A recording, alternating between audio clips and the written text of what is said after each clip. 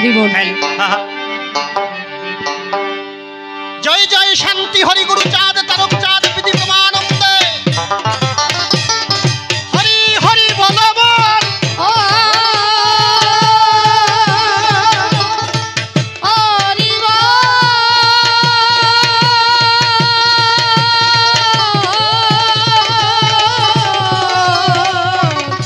হরি বল।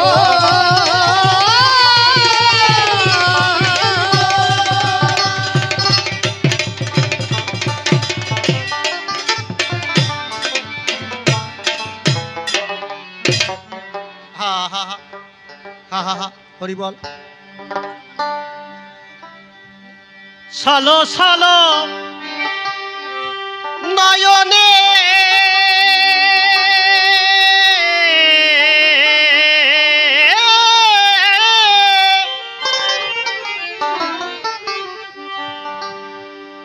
ছালো ছালো নয়নে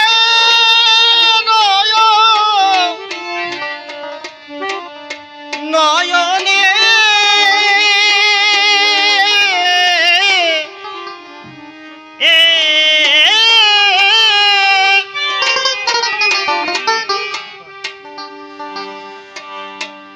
ছলো ছলো নয়নে হাসি মাখা বদনে আনন্দ কাননে নাম বড় অনির্বাণ।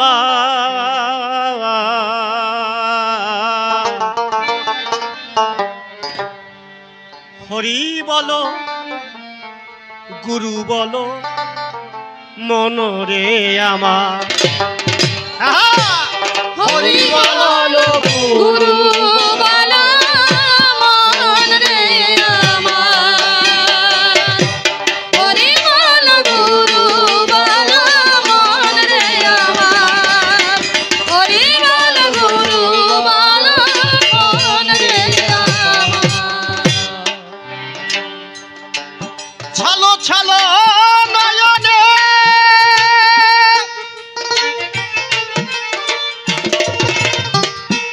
ছলো ছলো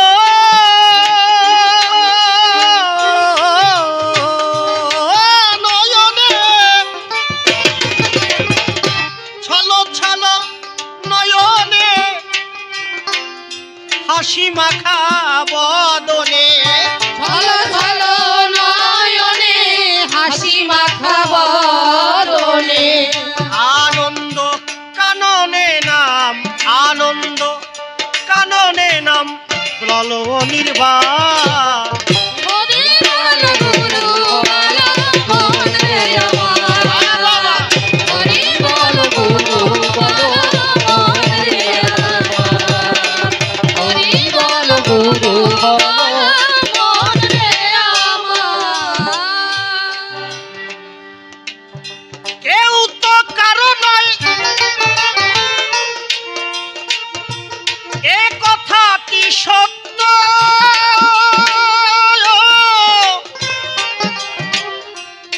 বুঝেও বোঝে না মন তুমি যে অনিত্য।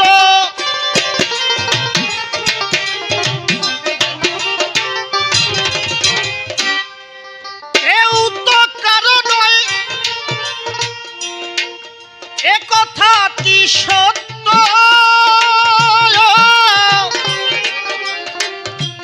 বুঝিও বোঝো না মন তুমি যে অনিত্য।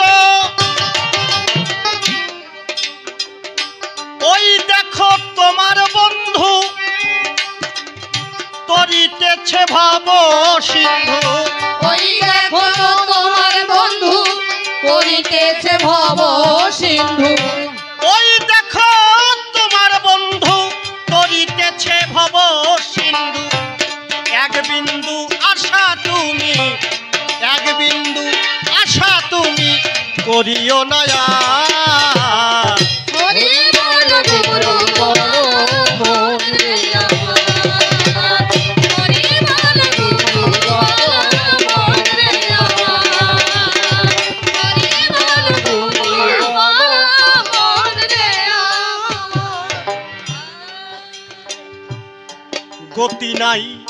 গতি নাই হরিনাম ছাড়া,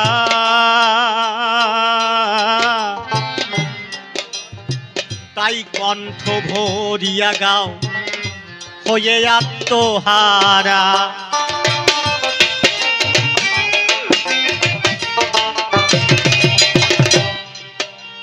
গতি নাই গতি নাই এই মধুর হরিনাম ছাড়া,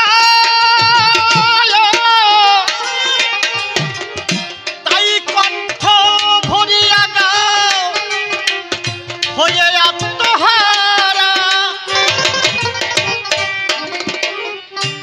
ওই দেখো শ্মশানে আর দিবানিশি দিনে, ওই দেখো শ্মশানে দিবানিশি দিনে, ওই দেখো শ্মশানে দিবানিশি দিনে পুরিতেছে মানবের, পুরিতেছে মানবের যত অহংকার। ওরে বল গুরু বল মন রে আমার, ওরে বল গুরু বল মন রে আমার, ওরে বল গুরু বল মন রে আমার।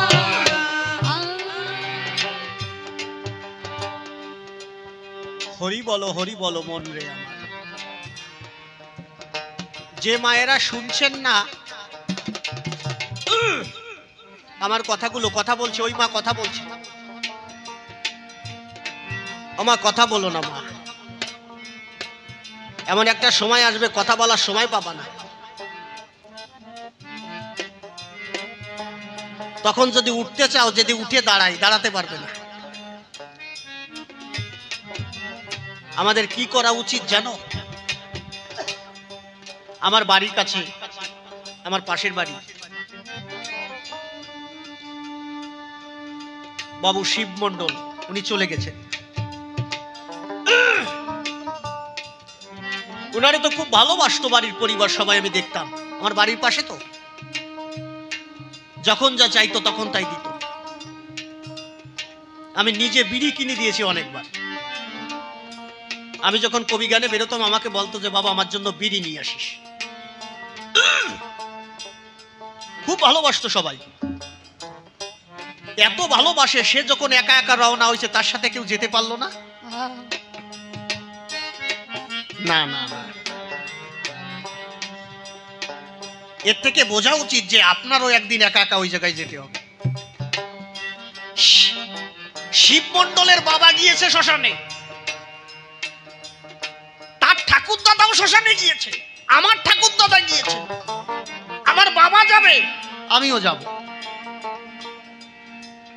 কিন্তু আমি যখন শ্মশানে যাব আমি নিজে যেতে পারবো না, আমারে কাঁধে করে নিতে হবে। এর আগে যাব না শ্মশানে। আমি এখন হাঁটতে পারছি, আমি হেঁটে যে শ্মশানে যাব এখন যাব না। যাব কখন? যখন বাসের দোলায় আমারে উঠবে, আমি নিজে হেঁটে যেতে পারবো না, চারজন কাঁধে করে নেবে। যদি বাঁচতে চাও, বাবা পাগলা বললেন হরি বলো মন রে আমার। গতি নাই, হরিনাম ছাড়া কারো গতি নাই। আর আমাদের দেশে বর্তমান মানুষ মারা গেলে ওরে বাবা,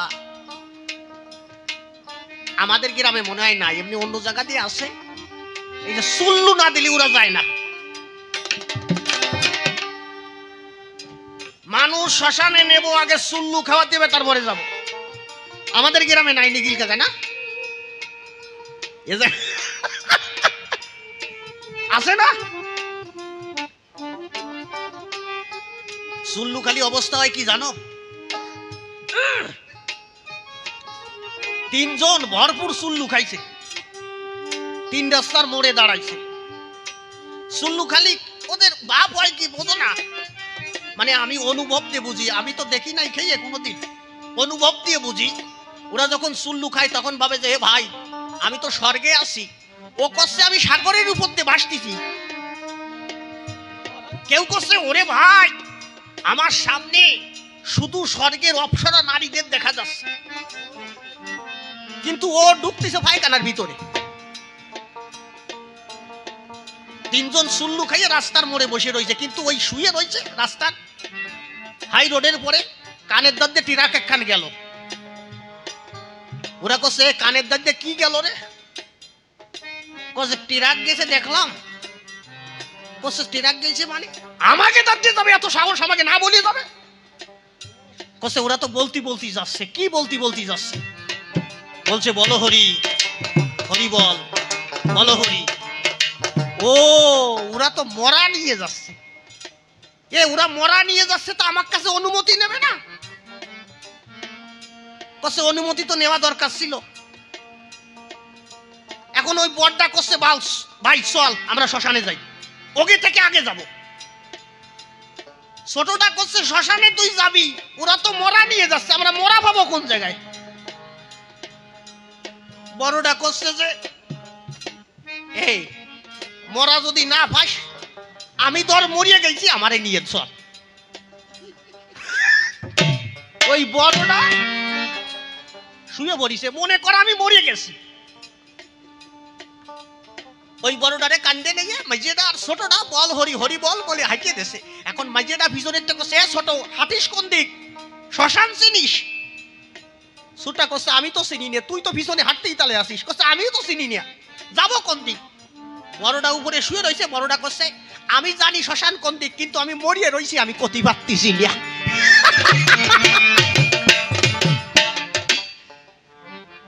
বড়টা মরিয়ে রয়েছে, ও করছে আমি মরিয়ে রয়েছি, আমি বলতে পারতেছি না।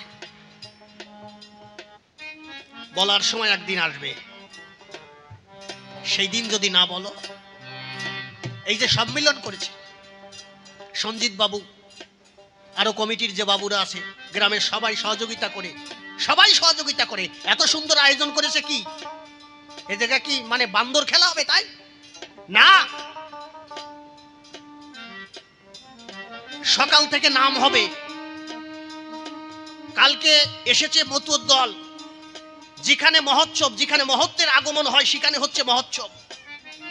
এই ধ্বনি, এই হরি নামের ধ্বনি, কৃষ্ণ নামের ধ্বনি যতদূর পর্যন্ত যাবে, ততদূর পর্যন্ত কোনো কাল সমন আসতে পারবে না। হরি হরি বল।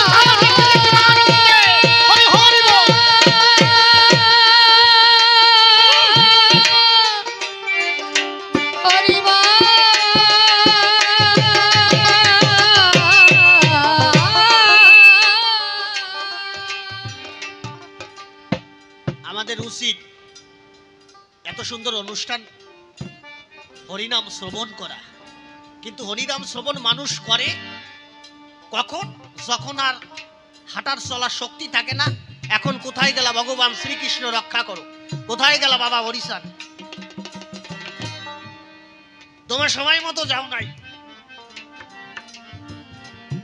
সাধক ভবা পাগলা উনি নিজের মুখে বললেন, গতি নাই, গতি নাই,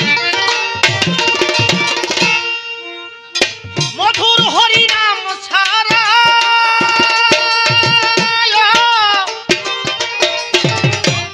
তাই কণ্ঠ ভরিয়া গাও হয়ে আত্মহারা।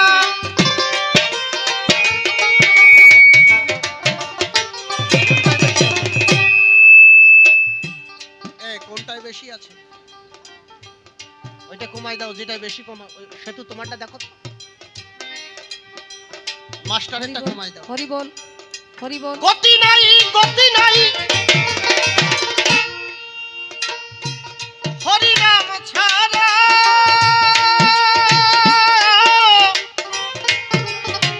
তাই কণ্ঠ ভরিয়া দাও হয়ে আত্মহারা। ওই দেখো শ্মশানে দিবানিশি দিনে, ওই দেখো শ্মশানে দিবানিশি দিনে, ওই দেখো শ্মশানে দিবানিশি দিনে। পুরিতেছে মানবে, পুরিতেছে মানবে যত অহংকার। হরি বল, হরি বল মনে আমার।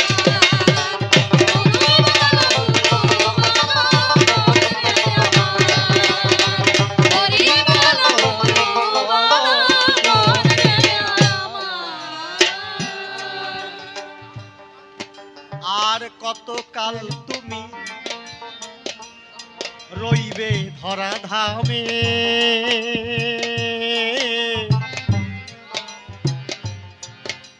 মরণ তোমার আসবে একবার মজ হরি নামে।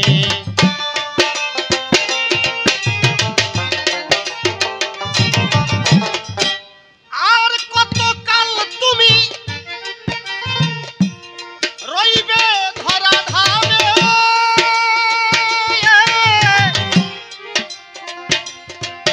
মরণ তোমার আসবে একদিন মজ হরি নামে।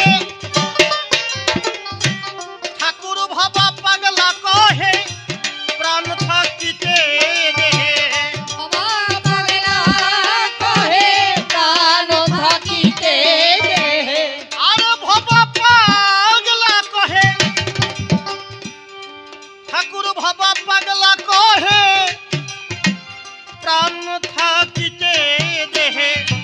হরি নামে ভরিয়া দাও, হরি নামে ভরিয়া দাও বিষয় সংসার।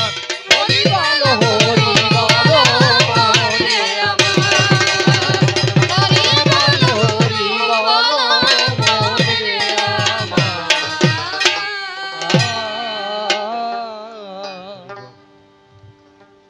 জয় জয় জগবন্ধু, তুমি তো দীনজনার বন্ধু, মোর পার করিতে কাব্য সিন্ধু হাল ধরো নিজের হাতে। আমি তোমার অজ্ঞ ছেলে অভাজন, মোরে দিও না ফেলে, রেখো তোমার চরণ তলে তোমারই করুণাতে। প্রভু তোমার কৃপা হলে দেখি পাথর ভাসে সাগর জলে, আবার বোবালকেও কথা বলে দেখি পঙ্গু লঙ্ঘায় গিরি। প্রভু তোমার শক্তি বলে এই জীব শক্তি পায় এই ভূমণ্ডলে, সর্বত্রই খেলা চলে দেখি বিশ্ব জগৎ ভরি। তাই কোথাহে মোর বিশ্বপতি, নাশ করে মোর দুর্মতি, ফুটাইয়ে কাব্যগীতি যুগাও মুখের বলি। প্রভু তুমি থেকো না দূরে, এসো আমার হৃদয় পুরে, ভাষাও তোমার গানের সুরে, তাইতে পুনঃ পুনঃ ওই চরণ তলে দিলাম অঞ্জলি। নমামি মা কুণ্ডলিনী স্বর্গা হতে বহুদামী সর্ব অগ্রে গণনায় প্রধানা। প্রথম নেমে ধরার কক্ষে ওমা ঠাই পেলেম তোমাদের বক্ষে, জীবন অন্তে হবে কিন্তু আমার সেজ বিছানা। তারপরে মাতা পিতা যুগলে বসায় হৃদ কোমলে, ভক্তি অর্ঘ্য পদে করি দান। কবি শিশির সরকারের সুশিক্ষার ফলে গাহি কাব্যগীতি মহিতলে, সে আমার গুরুজ্ঞানে নমামি মহান। নামটি আমার গণপতি সরকার, এ নামের আর নাই দরকার, কাল্পনিক নাম একটা করিব ধারণ। কবিগান করতে গেলে আমি বলি সভাস্থলে একটা নামের পরে করতে হয় অবতরণ। তাই গণপতি সরকার নামটি ছেড়ে আমি নাম ভূমিকা ধরে ধরে আমি কিছু কথা বলবো, আসরে আপনারা শুনবেন সর্বজন। আজকে যে কবিগান হয় আমি দিয়ে যাই তার সত্য পরিচয়। এটা আমার নিজের গ্রাম, এটা বলতে কিন্তু আমার বাধা নাই। কি বলবো আপনাদিকে ধারে বসে শোনেন নারী নরে, নূতন কবিগানের দল খুলেছি মহাশয়। দল খুলে কবিগান করি, কি বলবো আপনাদিকের বরাবরই, এ হচ্ছে আপনাদের আশীর্বাদের দান। আমার কালকের গান হচ্ছে নৈহাটিতে গান। আপনাদের আশীর্বাদে মোটামুটি একদম গান বাজনা খারাপ হচ্ছে না। আমাদের দলে যারা আছে, শুধু এখানে যার আসার কথা ছিল আমার গুরুদেব কবিয়াল শিশির সরকার, তার শারীরিক অসুস্থতার জন্য আসতে পারিনি। আর সবাই মোটামুটি আসে। আর একটা লোক নাই, সেই লোকটারে আপনারা চেনেন, আপনাদের গ্রামেই বেহালা বাজায়, কি জানো নাম? সুনীল। কারে চেনে না এমন কোনো মানুষ আছে নাকি? কি বলবো আপনাদিকের দ্বারে বসে শোনেন নারী নারী, এই মানুষটারে নিয়ে ৩-৪ বছর গান গাইছি। এই মানুষটা দলে নাই। আমি ফোন করেছিলাম, উনি কল্যাণীতে আছে গানে। আমি বললাম গ্রামে গান গাইলাম, তুমি কনে যাচ্ছ?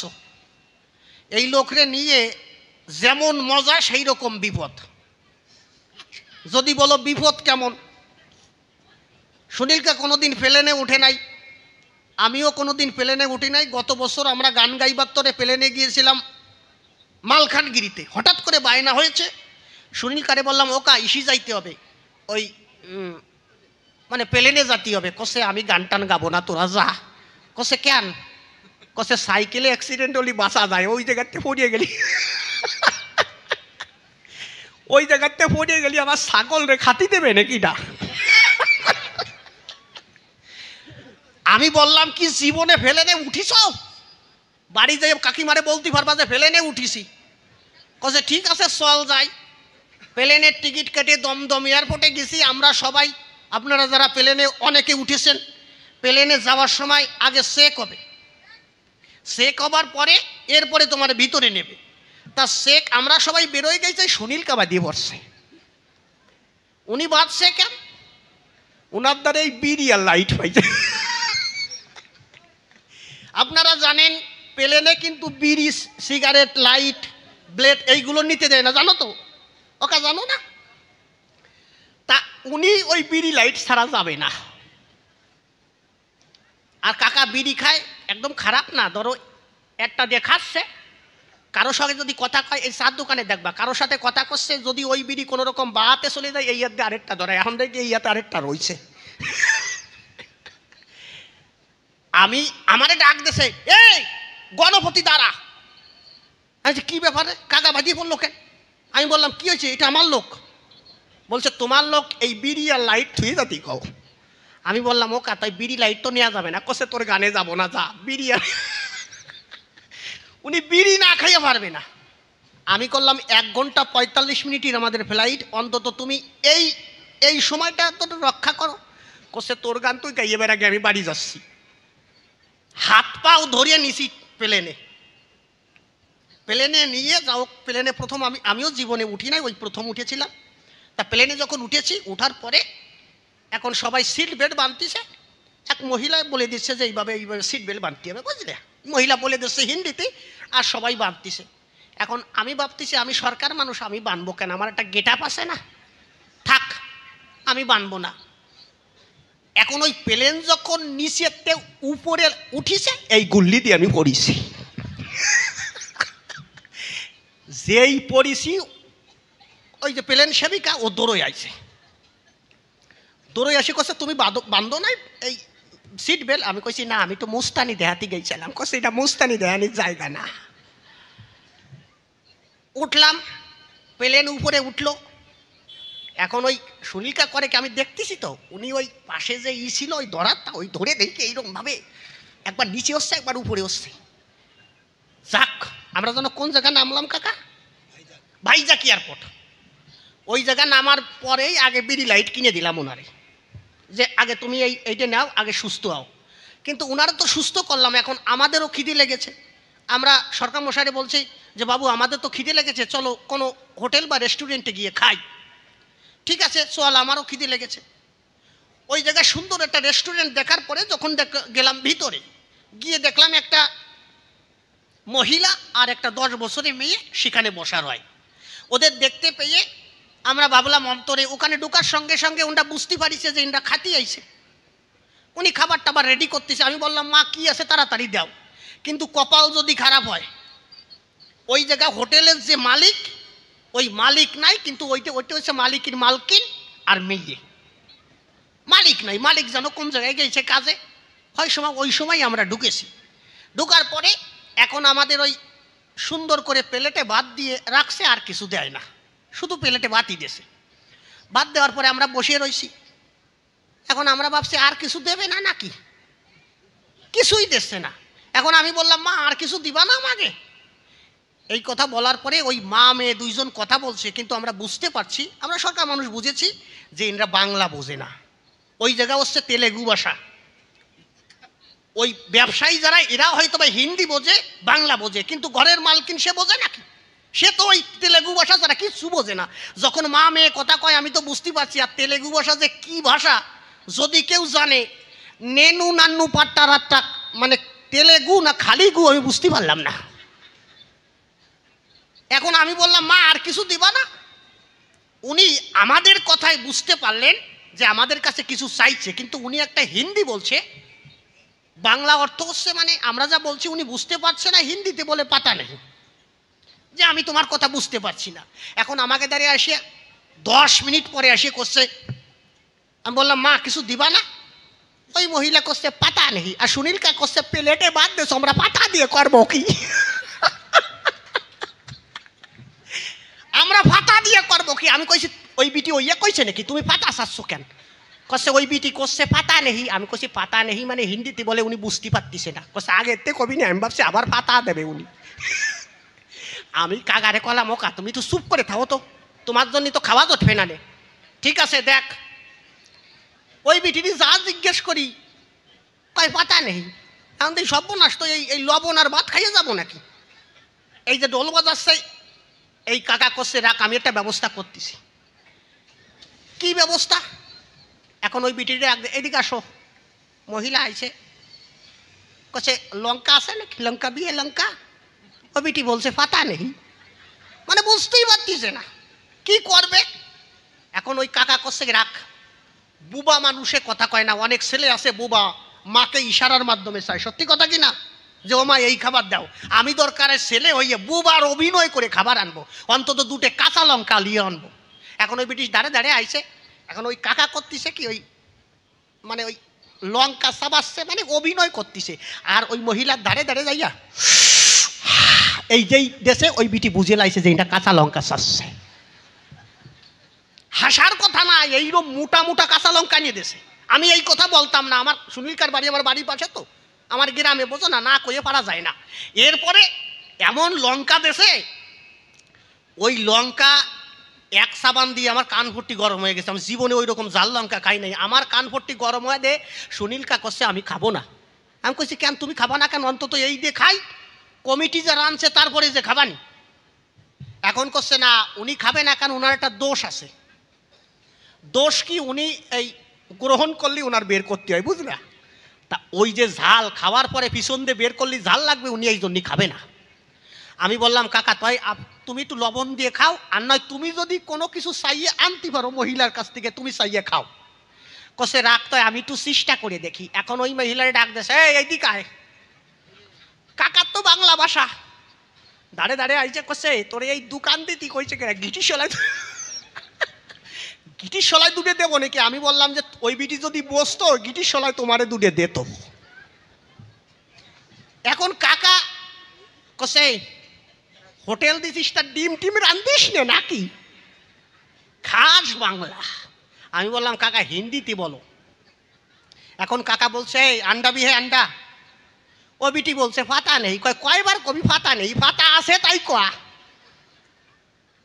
এখন দেখলাম যে কাকা চেয়ারের তে উঠিছে। আমি বলছি এবার জানো কি করবে রে। এখন কোথায় দাঁড়ে দাঁড়ে আসো, দাঁড়ে দাঁড়িয়ে আইসে, যেই দাঁড়াইছে এখন কাকা করছে দেই তোমারে আমার বুঝতি হবে, নালি তুমি বুঝিয়ে না বুঝিয়ে দিবা না নে কি। এখন দেখলাম কাকা দেই পিছনে হাত দিয়েছে, বুঝলা সুনীলকা, পিছনে হাত দিয়েছে। আমাদের পিছনে হাত দিয়ে কি করে, পিছনে হাত দিয়ে সামনে ওই বিটির সামনে যে হাত নিয়ে করছে কুক কুক। যেই কুকুক কুক কইছে ওই বিটি বুঝে লাইছে যে মুরগির ডিম চাইছে।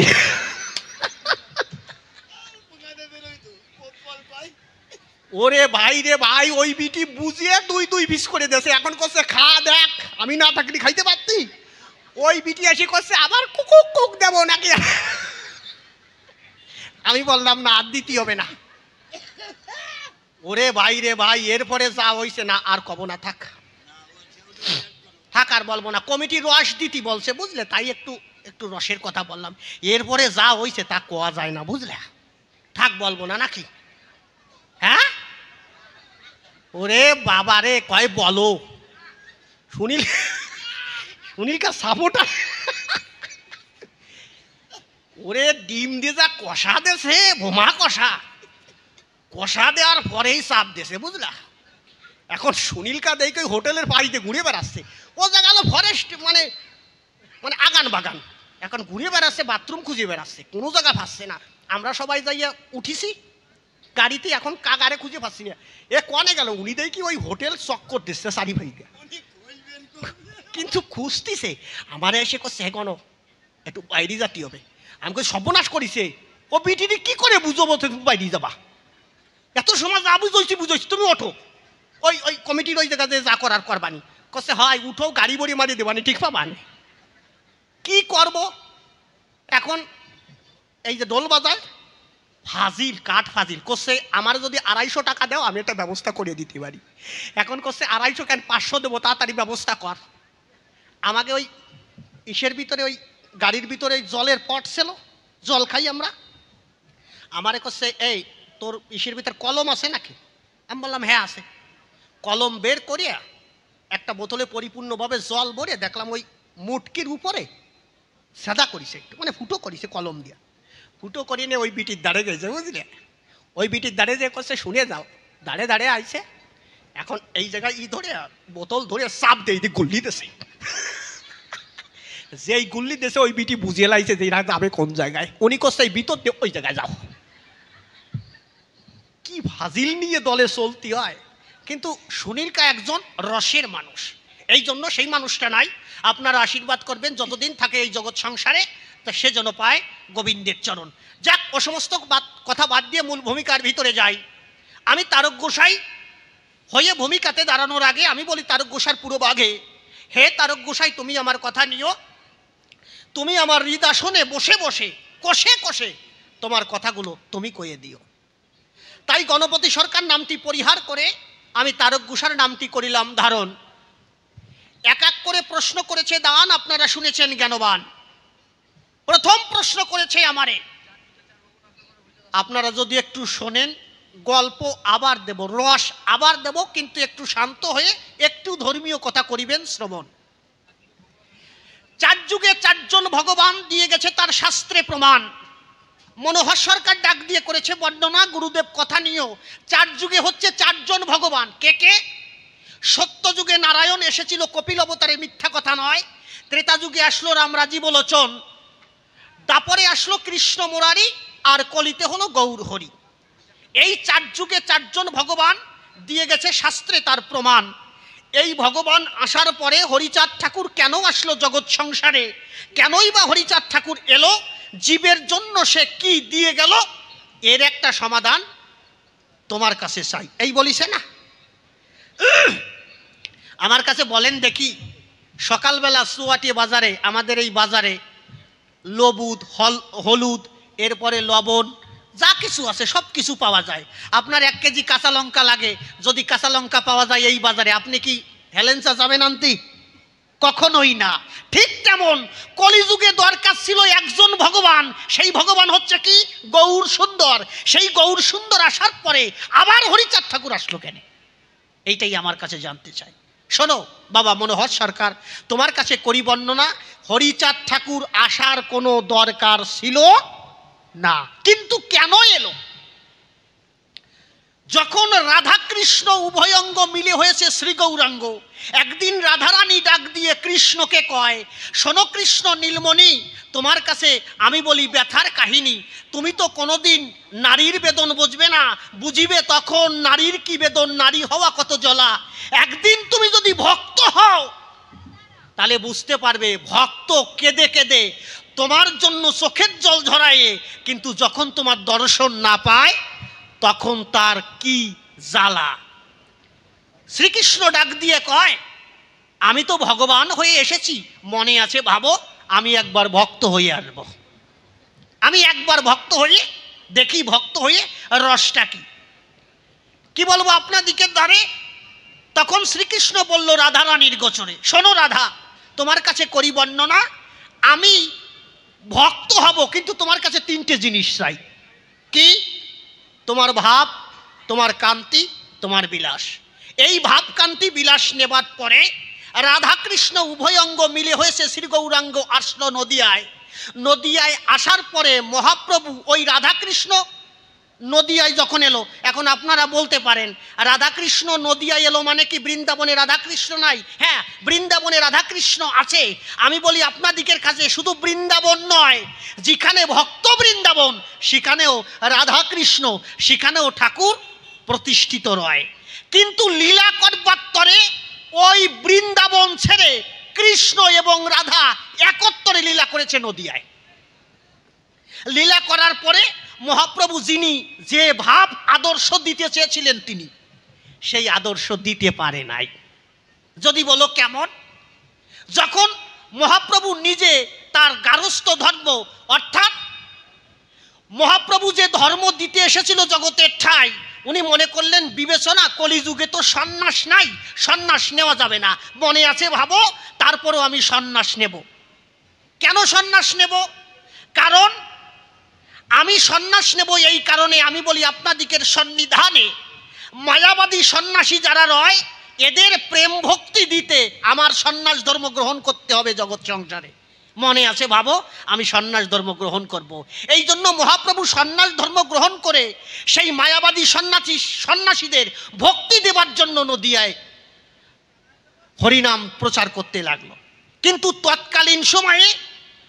তৎকালীন সময়ে উচ্চবর্ণীয় ব্রাহ্মণ যারা মহাপ্রভুর ভাবধারা গ্রহণ করলো না, তারা মনে করলো বিবেচনা মহাপ্রভুর ভাবধারা যদি জগৎ সংসারে বিতরণ হয় তাহলে আমাদের ব্রাহ্মণত্ব থাকবে না কোনো সময়। মনে আছে ভাবো এর ভাবধারা নষ্ট করার জন্য আমরা চেষ্টা করব।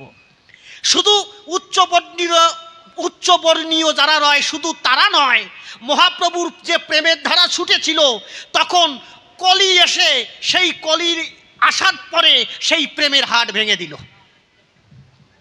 মহাপ্রভুর প্রেমের হাট যখন ভেঙে দিল আপনাদের কাছে বলা ভালো, মহাপ্রভু মনে করলেন বিবেচনা এইভাবে আর প্রেম দেওয়া যাবে না, কলির মায়ায় শুষ্ক হয়ে গেল। তখন কি করলো, নিজে জগন্নাথ মন্দিরে গিয়ে জগন্নাথের সঙ্গে লীন হয়ে গেল। কি মহাপ্রভু লীন হয়ে গেল না জগন্নাথ মন্দিরের সঙ্গে? যখন লীন হয়ে যায় ভক্তরা ডাক দিয়ে কয় যে মহাপ্রভু দরজা খোলে। এই সময় দরজা যখন না খোলে, দরজা ভেঙে যখন পুরীর মন্দিরের ভিতরে দেখতে পায়, মহাপ্রভু দেখে মন্দিরের ভিতরে আর নাই। কোথায় গেল?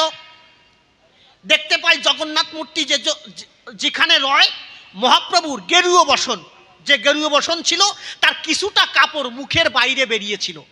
কাপড় ধরে যখন টান দেয় দেখতে পায় ওই যে মূর্তি ছিল জগন্নাথ মূর্তির ভিতর দিয়ে ওই কাপড়খানা, মানে মহাপ্রভুর ওই কাপড়খানা বেরিয়ে গেল। তখন মনে করেছে বিবেচনায় এই জগন্নাথ মূর্তি মহাপ্রভুকে খেয়েছে। তখন ভক্তরা অনুরাগে আঘাত করতে লাগলো ওই জগন্নাথ মন্দিরের গায়ে। যখন আঘাত করতে থাকে তখন আকাশে দৈববাণী হয়। আকাশে যখন দৈববাণী হলো, আপনাদের কাছে বলা ভালো, দৈববাণীতে বলছে আমি আর এই লীলায় থাকবো না, আমি যাব কোথায়? আমি পরবর্তী লীলা করব ক্ষেতরে। সিলেটে যে ক্ষেতর আছে ওই ক্ষেতরে শ্রীনিবাস নরোত্তম রূপে লীলা করেছিল মহাপ্রভু, মিথ্যা কথা নয়। তাহলে রাধাকৃষ্ণ হয়েছিল গৌরাঙ্গ, এবার গৌরাঙ্গ হলো নরোত্তম, আর শ্রীনিবাস ওই জায়গায় লীলা করেছিল। কিন্তু ওই জায়গাও লীলা করতে যাবার পরে কলি এমনভাবে চাপ দিল ওই প্রেম আস্তে আস্তে আবার শুকায় গেল। এই জন্য নরোত্তম শ্রীনিবাস যখন লীলা করতে না পারে তখন করেছে বর্ণনা, এইভাবে বারবার আর অবতার হব না। মনে আছে ভাবো এবার পূর্ণ অবতার হয়ে উরাকান্দি যাব। কি বলবো আপনার দিকের ধারে সেই মহাপ্রভু হরি হরি হরি বলে হরিচাঁদ রূপ ধারণ করে এলো উরাকান্দির গায়ে। বল হরি বলে মতুয়ারা একত্তরে চলে, সেখানে প্রেমের বন্যায় হরি গুরু চাঁদের আদর্শ জগৎ মাঝে প্রচার করে যায়। আমি করি বর্ণনা, এই মহাপ্রভু আর হরিচাঁদ আলাদা না। কি বলবো আপনাদিকের ধারে, কেউ যদি আমার বাবাকে অসম্মান করে তাহলে আমাকে অসম্মান করা হয় না নাকি? ঠিক তেমন একটা অবতারকে অসম্মান করলে আরেকটা অবতারের অবসম্মান হয়, এই বোধ বুদ্ধি আমাদের এখনো পর্যন্ত হয় নাই। কি বলবো আপনাদিকের ধারে, যত অবতার এসেছে জীবের কল্যাণের তরে, তারা লুডু খেলতে আসে নাই। আমি বলি আপনাদিকের কাছে রাম এসেছিল সে জাতিকে উদ্ধার করবার জন্য, অর্থাৎ রাম নাম দিয়ে জগৎ সংসারে এখনো পর্যন্ত মানুষ মারা গেলে রামায়ণ গান দেয়। আচ্ছা রামচন্দ্রের নিন্দা করা যায়? না না, এটা কোনো ভক্তের কাজ নয়। আমি করি বর্ণনা, সে এসেছিল ত্রেতা যুগে।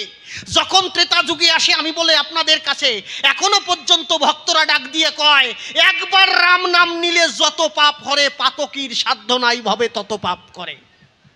সেই রাম কৃষ্ণ হলো, ভগবান শ্রীকৃষ্ণ লীলা করেছিল নদী বৃন্দাবনের গায়ে। ভগবান শ্রীকৃষ্ণ জীবের জন্য একখানা মহাগ্রন্থ আমাদের গীতা দিয়ে যায়। আমি করি বর্ণনা, সমস্ত অবতার জীবের জন্য কিছু কল্যাণমূলক কাজ করে গেল। এই জন্য আমরা জীব হয়ে একটা ভালো একটা মন্দ, এই ডে খারাপ এই ডে ভালো, এই সমস্ত ভক্ত কখনো ভালো না। এই জন্য বলি আপনাদিকের কাছে হরিচাঁদ ঠাকুর এসেছে, যেটা মহাপ্রভু দিতে পারে নাই সেইটা এসে আমার হরিচাঁদ ঠাকুর জগৎ সংসারে দিয়েছে, আপনাদের জানাই। আমি করি বর্ণনা, এর ভিতরে কোনো বিভেদ থাকবে না। আপনি কৃষ্ণকে ভালোবাসেন, আপনি বাসেন, আমি করি বর্ণনা। আপনাকে আমি জোর করে কেন আমি আমার ধর্মে আমি আপনাকে আনবো? আপনি বোধ বুদ্ধি, আপনার শিক্ষা জ্ঞান সমস্ত কিছু হয়েছে, কিন্তু আমি করি বর্ণনা। আজ পর্যন্ত যত গ্রন্থ দেখেছি, কোনো গ্রন্থে দেখি নাই যে তুমি কোনো ধর্মকে নিন্দা করো, কোনো গোসাইকে নিন্দা করো। হরিচাঁদ ঠাকুরের যে লীলায় দ্বাদশ আজ্ঞা আছে, এই আজ্ঞার ভিতর লেখা আছে কি? চরিত্র পবিত্র ব্যক্তির প্রতি কখনো জাতিভেদ করিও না। এই জন্য বলি আপনাদিকের কাছে, যেটা মহাপ্রভু দিতে পারে নাই সেইটা আমার হরিচাঁদ ঠাকুর দিতে এসেছে। এই জন্য আমার হরিচাঁদ ঠাকুর জগৎ সংসারে এসে এইভাবে হরিনাম প্রচার করে। বাবা বুঝতে পারিছেন? একদম পরিষ্কার কথা। উনি এসে কবে যে আমি মোটে বুঝি নাই, তোমার মতো দামরা বসবে, আগে তোমারে মানে আগে কষা দিতে হবে, নালি হবে না। মানুষ বুড়ো হয়ে গেলে তারপরে বোধ বুদ্ধি থাকে না। এক মুসলমান, আপনাদের কাছে জানাই সেই সন্ধান, মানে মুসলমানরা রোজা রাখে না, আপনারা জানেন তো রোজা রাখে।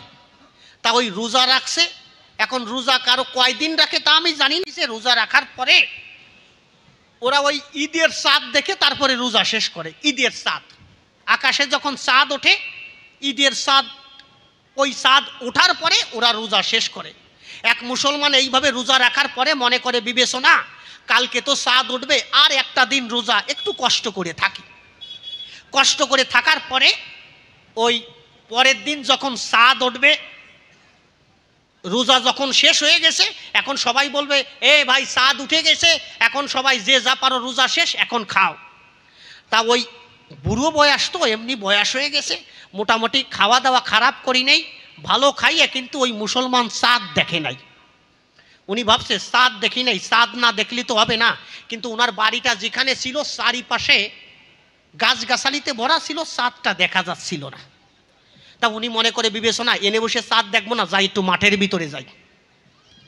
এখন বুড়ো মানুষ লাঠি হাত দিয়ে মাঠে যাচ্ছে, কিন্তু মাঠে জাতি জাতি ওনার এইরকমভাবে চাপ দেশে, বোঝো না, রোজা রাখার পরে খাইছে।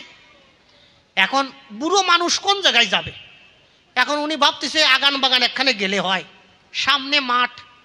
তা কোনো রকম একটা ঝোপঝাড়ের কাছে গিয়ে উনি যাইয়ে ঝাড়িয়ে দিচ্ছে। ঝাড়িয়ে দেওয়ার পরে এখন উনার তখন মনে পড়িছে যে আমি তো ঝাড়লাম, কিন্তু আমি জল খরচ করবানি কোন জায়গার দিয়ে। উনি সে জল খরচের জায়গা খুঁজে পাচ্ছে না। যখন জল খরচের জায়গা খুঁজে না পায়, উনি ওই অবস্থায় এখন কি করবে? ওই জায়গাতে তো যেতেই হবে জল খরচের জন্য।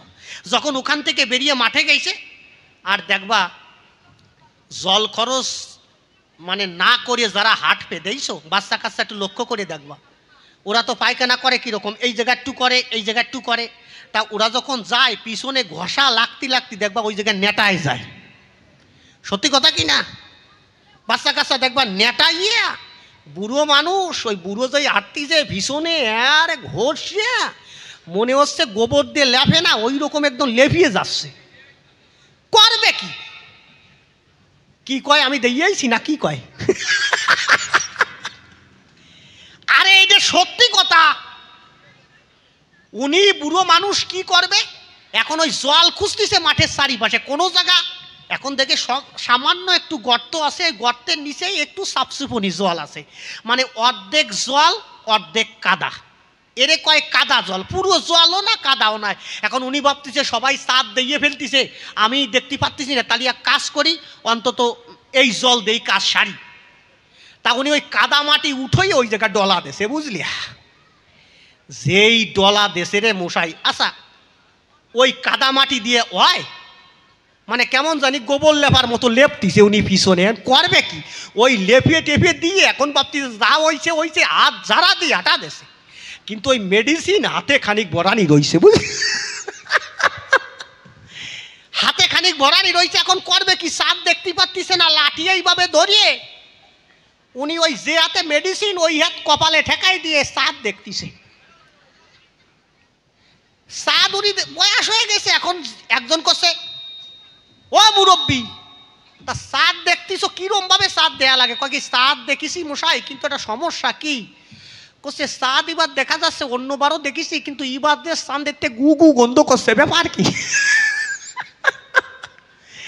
এখন করছে কও কি নাউজবিল্লাহ নাউজবিল্লাহ কও কি চাঁদের থেকে গুড় গন্ধ মানে অত দূরের টিয়া কষে ভাই কষে আমার কিছু করার নাই কষে কে তোমার গুনাহ হয়েছে তুমি কথা নাও তাড়াতাড়ি এখনই আল্লাহর কাছে ফরিয়াদ জানাও কি যে আমার গুনাহ হয়েছে আমার ভুল হয়েছে চাঁদের থেকে তো গুড় গন্ধ আসতেই পারে না কি বলবো আপনার দিকের ধারে তখন কষে কে যে তাড়াতাড়ি গুনাহ মানে ওই ওই দোয়া দেও দোয়া পড়ে নাকি তা ওই যখন হাত জোর করে দোয়া পড়তিছে যে আমার ভুল হয়ে গেছে সমস্ত অপরাধ আল্লাহ ক্ষমা করে দিয়ে তোমার বেহেশতে আমাকে জায়গা দাও আর শেষে আমিন টান দেয় না বুঝলে যেই আমিন টান দেশে রে মশা এইবার তো হাতে ছিল এই পর্যন্ত মা খাইছে এখন কছে গুড়গন্ধ তো বাড়িয়ে গেল আমি করি বর্ণনা এইভাবে নেটাইয়ে না হরিচাঁদ ঠাকুর এসেছিল এ সবাই আসরে আসো হরিচাঁদ ঠাকুর এসেছিল মিথ্যা কথা নয় এই নিষ্পেষিত নির্যাতিত মানুষের জন্য মুক্তির পথ দিয়েছে হরিচাঁদ ঠাকুর আপনাদের জানাই মহাপ্রভু যে কম দেশে আমি তা বলি নাই হরিচাঁদ ঠাকুর দিয়েছে মহাপ্রভু দিয়েছে কিন্তু কলির শেষে এসে হরিচাঁদ ঠাকুর দিয়েছে সে মতুয়া ধর্ম এই জগতের মাঝারে আমি করি বর্ণনা হরিচাঁদ ঠাকুর যদি না আসতো এই নিষ্পেষিত নির্যাতিত মানুষ এত তাড়াতাড়ি এই ধর্মীয় চেতনা তারা পেত না আমি বলি আপনাদিকের কাছে যে প্রশ্ন করেছে আমারে আমি বলি তোমার কাছে মিথ্যা কথা নয় শোনো তুমি আমার কথা নিও সুন্দরভাবে কথাটা মনে রেখো হরিচাঁদ ঠাকুর এসেছিল মহাপ্রভু যিনি হরিচাঁদ ঠাকুর হয়ে এসেছেন তিনি আসার পরে আমি বলি আপনাদিকের কাছে সে জগৎ সংসারে এসে প্রেম ভক্তি দিয়েছিল ডঙ্কা কাশি নিশান দিয়েছিল এই জন্য আজ এখানে সম্মিলনের আয়োজন করেছে আপনারা গান শুনছেন যদি হরিগুরুচাঁদ ঠাকুর না আসতো এইভাবে সম্মিলনও হতো না এইভাবেও হরিকথা আমরা কখনো শুনতে পারতাম না আমি বলি আপনাদিকের কাছে যেভাবে প্রশ্ন করেছে আরেকটা প্রশ্ন করেছে দান আপনারা শুনেছেন বলছে কি শ্রাদ্ধের কথা বলেছে শ্রাদ্ধ না শ্রদ্ধা না আচ্ছা শ্রাদ্ধ দুইটার কথা কইছে না কোনটা সঠিক হবে কি বলবো আপনাদিকের দ্বারে আমরা পূর্বপুরুষ থেকে জেনে আসতেছি যে আমরা শ্রাদ্ধ করি নাকি এখন দেখতে হবে শ্রাদ্ধ কথাটার অর্থ কি বা শ্রদ্ধা কথাটার অর্থ কি আমরা আগে বুঝতাম না লেখাপড়া জানতাম না এখন আমরা বুঝেছি আমি গ্রাজুয়েশন কমপ্লিট করেছি আমি যখন দেখলাম যে শ্রাদ্ধ কথাটার অর্থ অর্থাৎ শ্রাদ্ধ যেটা এটা হচ্ছে একটা গালাগালি যেমন কোনো দুই বাড়ির মহিলা যদি ঝগড়া করে দেখবা এক মহিলা আরেক মহিলারে কয় আসুক তোর বিটা আসুক দেখ কিনে শ্রাদ্ধ করে সারবানি কি সত্যি কথা না তোর গোষ্ঠী শ্রাদ্ধ করে ছাড়বো আমি করি বর্ণনা এটা হচ্ছে একটা গালাগালি আর শ্রদ্ধা কাকে বলে মতুয়ারা যে কাজ করে আমি বলি আপনাদিকের কাছে এর নামটা হচ্ছে শ্রদ্ধা অর্থাৎ যে পিতা এনেছে আমার জগৎ সংসারে যে পিতা মাতা এনেছে আমাকে জগৎ সংসারে তারে যে আমি এই দেশ থেকে সেই দেশে চলে গেছে তার গোষ্ঠী শ্রাদ্ধ করব না তার শ্রদ্ধা করব কোনটা করব আমার মনে হয় ওই যে যেটা আইছে ওইটা মনে হয় গোষ্ঠী শ্রাদ্ধ করিছে ওর ওই দামড়াটা গোষ্ঠী শ্রাদ্ধ করিছে আগে শ্রাদ্ধ মানে কি বুঝতে হবে না এক লোক সে নিজে জানে না শ্রাদ্ধ মানে কি কোন রকম জানেই না এখন ওরে জিজ্ঞেস করছে শ্রাদ্ধ মানে কি জানিস করছে না তা তো জানি না করছে বাবা মা মরে গেলে এই শ্রাদ্ধ করে করছে আমার বাবা মরে গেছে আমি তো করি নাই করছে তোর বাবা নরকে রয়েছে দেখিয়া তুই তাড়াতাড়ি যা তোর বাবা শ্রাদ্ধ কর জীবনে একবার হলেও করতে হয় এখন করছে আমি কি করে করব করছে তুই এক কাজ কর কোনো এক ব্রাহ্মণের কাছে যা যাওয়ার পরে তার কাছে জিজ্ঞেস কর শ্রাদ্ধ কিভাবে করতে হয় ওই বলদ তো জানে না শ্রাদ্ধ কিভাবে করতে হয় এক ব্রাহ্মণের কাছে যাবার পরে ব্রাহ্মণকে ডাক দিয়ে কয় আমরা শ্রাদ্ধ করব এইটা কিভাবে করা যায় এখন করছে কেন আগে পরে করো নাই করছে না এখন ওই ব্রাহ্মণ করিছে কি একটা ফর্দ লিখে দিছে যে এইগুলো নিয়ে আসো আর সামনের বুধবারের দিন তোমার বাবা শ্রাদ্ধ হবে ওই দিন করে দেব এখন ওই শ্রাদ্ধে লিখেছি ফর্দ লিখেছে এই যা যা লাগে মোটামুটি ওই 5 প্রকারে ফল 5 প্রকারে মিষ্টি এরপরে ধান দুব্য তিল এইগুলো লাগে না তারপরে ওই যে কলা গাছের ওই ভিতরে যে থাকে খোলার মতো থাকে, ওই খোলা দিয়ে কি যেন বানায় না, মানে সব লিখে দিয়েছে, এই ডোঙা টোঙা কি বানায় মোটামুটি। আর শেষে লিখেছে একটু ওই যে কাশিয়া কাশিয়া লাগে না, কাশিয়া কাশিয়া কুশিয়া লাগে, কাশিয়া কুশিয়া লাগে না নাকি, এখন ওইটা লিখে দিয়েছে শেষে কাশিয়া কুশিয়া। কি বলবো আপনার দিকের কাছে। আর করছে শোনো, যে জায়গাটায় এই শ্রাদ্ধ করাবে তোমার মা রে বলবা ওই জায়গাটা সুন্দরভাবে যেন লেপিয়ে দেয়, কারণ শ্রাদ্ধ লেপা জায়গা হয়, আলেপা জায়গা হয় না।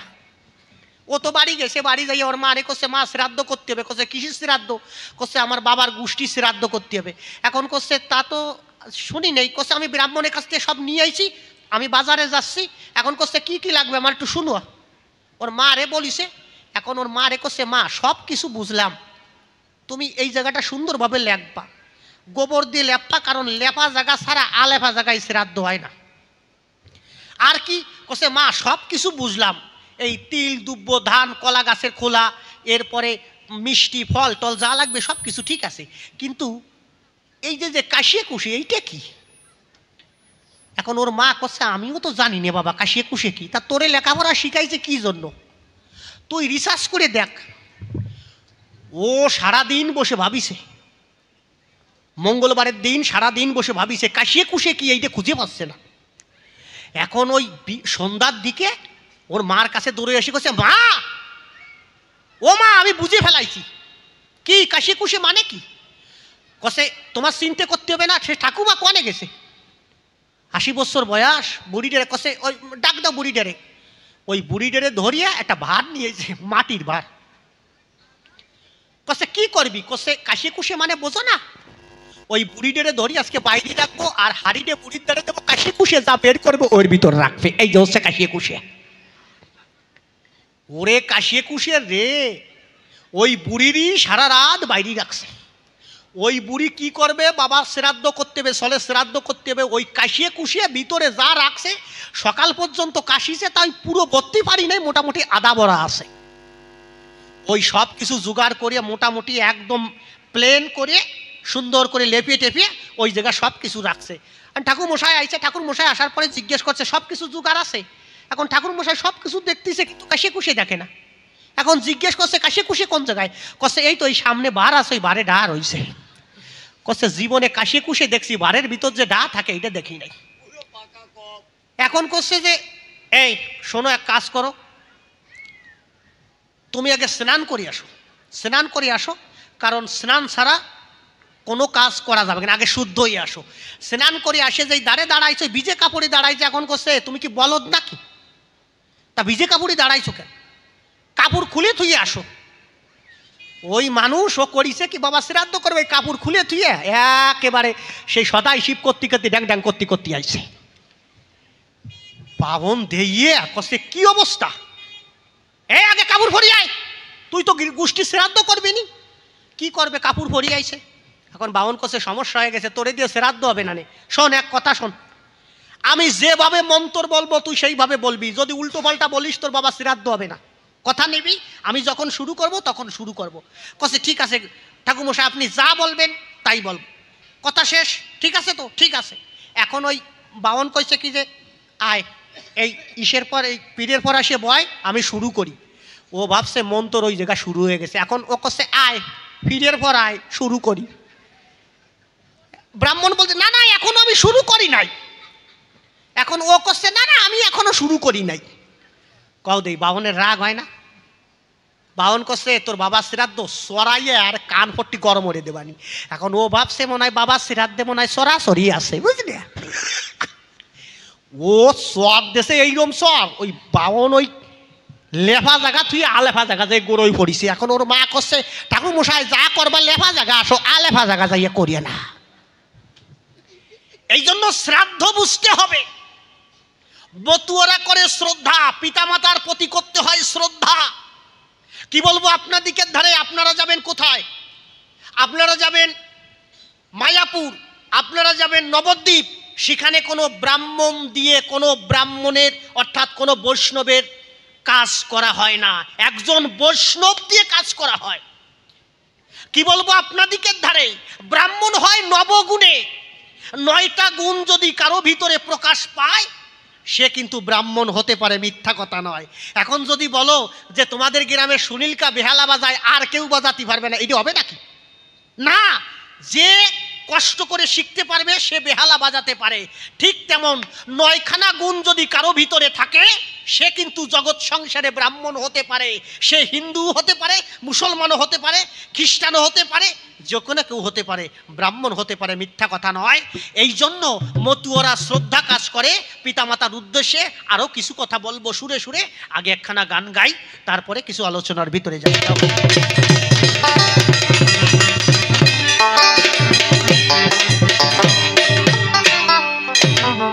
হা হা হা হা হা, হ্যালো, হা হা।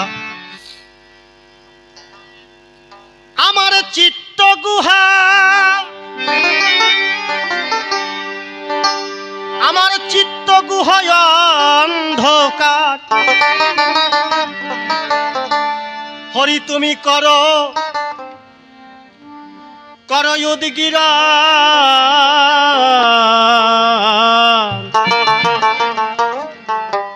নম গুরু চন্দ্রায় নম তম বিমোচন, নম গুরু চন্দ্রায় নম তম বিমোচন, নম গুরু চন্দ্রায় নম তম বিমোচন।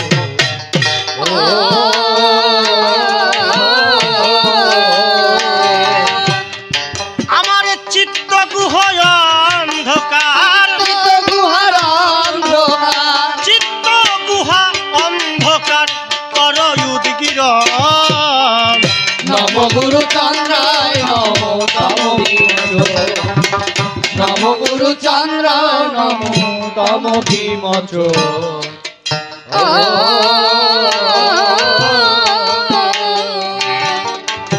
নম শূদ্র কুলদ ভব,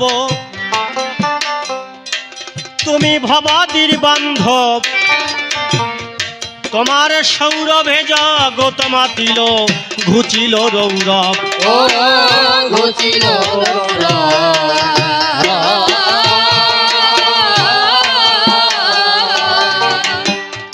নম শূদ্র কুলদ ভব, তুমি ভবাদির বান্ধব, তোমার সৌরভে জগৎ মাতিল, ঘুচিল রৌরব।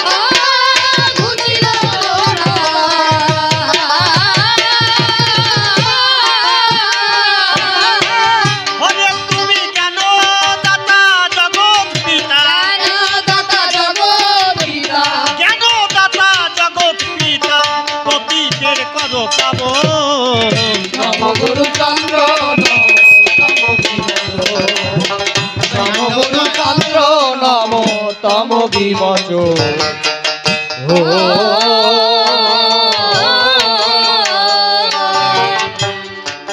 কোটি চন্দ্র দিবাকর উদিত শরণে তোমার, দিবানিশি দিচ্ছে ঝলক, ঘুষল অন্ধকার, ও ঘুচল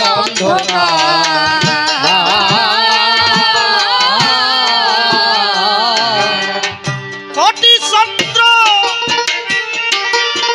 চন্দ্র দিবাকর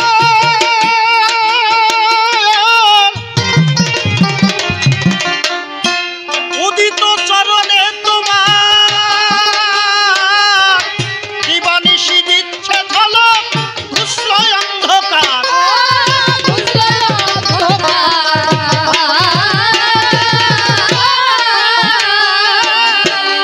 ওরে আমায় দিয়ে আলোক করো পুলক,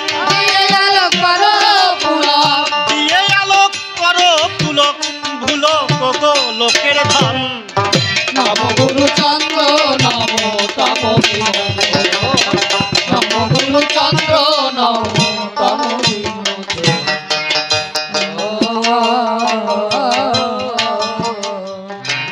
ক্ষুদ্র নম শূদ্রগণ,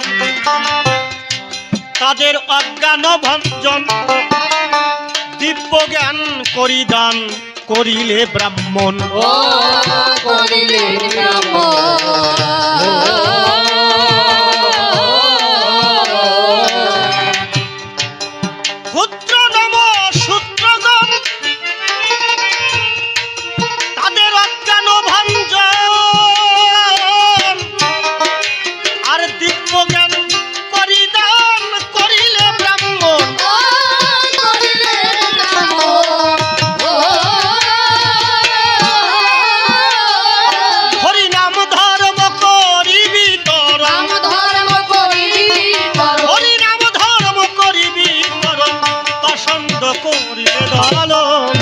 নম গুরু চন্দ্র নম তম বিমোচন নম গুরু চন্দ্র নম তম বিমোচন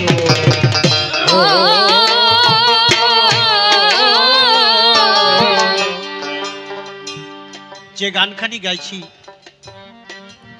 শ্রীমৎ অশ্বিনী ঘোষার গান। অশ্বিনী ঘোষায় যতগুলো গান লিখেছিল ওই গানের একটা নামকরণ হয়েছিল হরিসঙ্গীত, কিন্তু ওই সমস্ত গানের ভিতরে একটা গান শুধু গুরুচাঁদ ঠাকুরের উপরে লিখেছে, নম গুরু চন্দ্রায় নম তম বিমোচন আমার চিত্তগুহ অন্ধকার কর উদ্গীরণ। ক্ষুদ্র নমশূদ্রগণ এদের ছিল অজ্ঞান ভঞ্জন, এরা বুঝতো না। আচ্ছা, আপনারা যারা নমশূদ্র, আপনারা সত্যি কি নমশূদ্র, না আপনারা সত্যি ব্রাহ্মণ, না আপনারা কোন শূদ্র? আমি শাস্ত্র দিয়ে প্রমাণ করি। যে কয়জন আছেন একটু লক্ষ্য করে শুনবেন, যে কয়জন আসরে আছেন আজ থেকে জানবেন আপনারা কি নমশূদ্র, না আপনারা কি ব্রাহ্মণ, না আপনারা শূদ্র। আচ্ছা, আমার বাড়ির পাশে সঞ্জয়, ওরা মন্ডল, ওনার দুটো ছেলে আছে, তারা কি বিশ্বাস হবে নাকি? হবে নাকি? বিশ্বাস হবে নাকি? না মন্ডল হবে? মন্ডল হবে। ব্রহ্মা, সৃষ্টির আদি ব্রহ্মা। কথাগুলো লক্ষ্য করে শুনবেন ওমা, কথাগুলো লক্ষ্য করে শুন। তোমরা কি ব্রাহ্মণ, না ক্ষত্রিয়, না বৈশ্য, না শূদ্র? সৃষ্টির আদিতে ব্রহ্মা, ব্রহ্মা ছিলেন ব্রাহ্মণ, ওনার একটা ছেলে, কি নাম? মরীচি। আচ্ছা, মরীচি কি ব্রাহ্মণ হবে না? ব্রাহ্মণের ছেলে হবে তো? কথাগুলো লক্ষ্য করে শোনো। এরপরে মরীচির আরেকটা ছেলে হলো, মরীচির ছেলের নাম কশ্যপ। কশ্যপ ব্রাহ্মণ হবে তো নাকি? এই কশ্যপের আরেকটা ছেলে, মানে সিরিয়াল বাই সিরিয়াল, যেমন সঞ্জয় কাকার বাবার একজন ছিল, এরপরে সঞ্জয়, এরপরে সঞ্জয়ের ছেলে, কিন্তু গোষ্ঠী এক থাকবে নাকি? তাহলে ব্রহ্মা ব্রাহ্মণ, ব্রহ্মার ছেলে মরীচি, মরীচির ছেলে কশ্যপ, কশ্যপের ছেলে নমস। তার এই নমসও ব্রাহ্মণ, কিন্তু এদের সবার গলে পৈতা আছে। এই নমসের হলো দুটো ছেলে, একটা হচ্ছে উরুবান আর একটা হচ্ছে কীর্তিবান।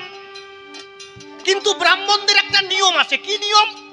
14 বছরের আগে, মানে জন্মগ্রহণ করার 14 বছরের আগে আগে পৈতা দিতে হবে, নালে পৈতা 14 বছর বয়স হয়ে গেলে আর পৈতা দেওয়া যাবে না। কিন্তু ওই নমস সাধনা করবার জন্য যখন বনালয়ে গেল 14 বছর পরে, মানে ছেলেদের বয়স যখন 14 বছর হয়ে গেছে এরপরে আইসে। এখন ব্রাহ্মণরা করছে তোমার ছেলেরে পৈতা দেওয়া যাবে না, কেন? 14 বছর পার হয়ে গেছে। আচ্ছা, নমসের দুটো ছেলে উরুবান আর কীর্তিবান, এরা ব্রাহ্মণ না? ব্রাহ্মণ তো, এরা ব্রাহ্মণ কিনা? আমি গুরাত থেকে বলছি, সৃষ্টির আদিতে ব্রহ্মা, ব্রহ্মার ছেলে মরীচি, মরীচির ছেলে কশ্যপ, কশ্যপের ছেলে নমস, নমসের দুটো ছেলে উরুবান আর কীর্তিবান, ওরা ব্রাহ্মণ। ওদের পৈতা দেওয়া হলো না। ব্রাহ্মণরা বলছে ওদের পৈতা দেওয়া যাবে না, কারণ 14 বছর পার হয়ে গেছে। তখন সাধনা করলো নারায়ণের নমসমণি। নারায়ণ যখন এলো তখন বলল যে আমাদের ছেলের পৈতা দিতে হবে, এরা তো ব্রাহ্মণ। বলছে 14 বছর পার হয়ে গেছে, এখন পৈতা দেওয়ার একটা ব্যবস্থা করো, এই জন্য তোমাকে আমি ডেকেছি সাধনা করে। নারায়ণ বলছে পৈতা দিলি ব্রাহ্মণ হয়, তোরে কিরা কইছে? এই বাজারে তো 5 টাকা দামের পৈতা পাওয়া যায়, গলায় নিলি সে ব্রাহ্মণ হয়ে যাবে। তাহলে কি করবো? তোদের ছেলের পৈতা দিতে হবে না, তোদের ছেলের আজ থেকে তোর নামে সম্প্রদায় হবে। ওর বাবার নাম নমস, উরুবান কীর্তিবান, বলছে আজ থেকে তোদের ছেলে নমশূদ্র হবে। এবার বলেন নমশূদ্ররা কি ব্রাহ্মণ কিনা? মাথা জুল ঠিক রাইও, বাড়ি যাই আবার ভুলে যাইয়ে না। নমশূদ্ররা হচ্ছে ব্রাহ্মণ। অল রেকর্ডিং এ বলে গেলাম, যদি কারো শাস্ত্র খাতা থাকে আসো আমার কাছে, অন ক্যামেরায় বলে গেলাম, যেটা অশ্বিনী গোসাই বলেছে। ক্ষুদ্র নমশূদ্র জ্ঞান, এদের ছিল অজ্ঞান ভঞ্জন, দিব্য জ্ঞান করিদান করিলেন ব্রাহ্মণ। অশ্বিনী গোসাই নিজে লিখেছে যে ওদের ব্রাহ্মণ করে থুয়ে গেলাম। নমসের দুটো ছেলে উরুবান আর কীর্তিবান, কি বলবো আপনার দিকের দ্বারে। তখন নমশূদ্র যখন সম্প্রদায় করে দিল যে এদের এক সময় নমশূদ্র বলে এরা পরিচয় হবে, কিন্তু আমাদের গোত্র কি গোত্র? কাশ্যপ গোত্র। তার মানে এই নমসের বাবার নাম ছিল কাশ্যপ। তাহলে এই নমশূদ্ররাই হচ্ছে ব্রাহ্মণ। এরা নিজেদের কাজ নিজেরা করলে অসুবিধা কি? তুমি ব্রাহ্মণ লাগাও, সঞ্জয়কে আজকের থেকে জানিয়ে যাও যে তোমরা ব্রাহ্মণ। আর তোমরা যদি ভাবো যে না গণপতির কথা ঠিক না, তাহলে তোমার ছেলের জায়গায় মন্ডলের জায়গায় সন্ডাল দিয়ে দিও। তুমি যদি মন্ডল হও তোমার ছেলেও মন্ডল হবে। সত্যি কথা কি না? তাহলে আমরা আমাদের পূর্বপুরুষকে ব্রহ্মার পুত্র মরিচি, মরিচির পুত্র কশ্যপ, কশ্যপের পুত্র নমস, নমসের দুটো ছেলে উরুবান আর কীর্তিবান, তাদের নামে সম্প্রদায় করা হলো এই নমশূদ্র। হরিগুরু চাঁদ তাই ডাক দিয়ে করলেন বর্ণনা, এই নমশূদ্রই হচ্ছে ব্রাহ্মণ। এরা জগৎ সংসারে একদিন উচ্চ জায়গায়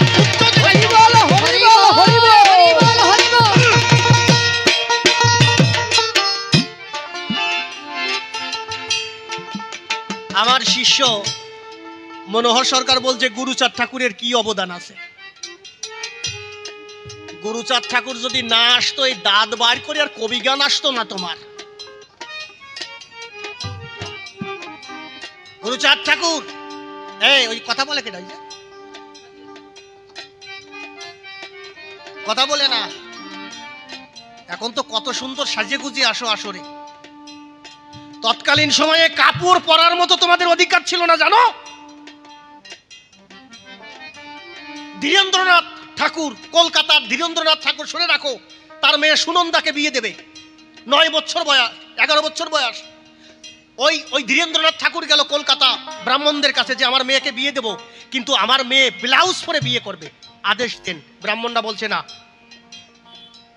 ব্লাউজ পরে বিয়ে করা যাবে না। কারণ কি? ওরা একটা যুক্তি দেখালো। কি যুক্তি? বলছে শুভ কাজে কোনো এটোযুক্ত কোনো কাপড় দিয়ে শুভ কাজ করা যায় না।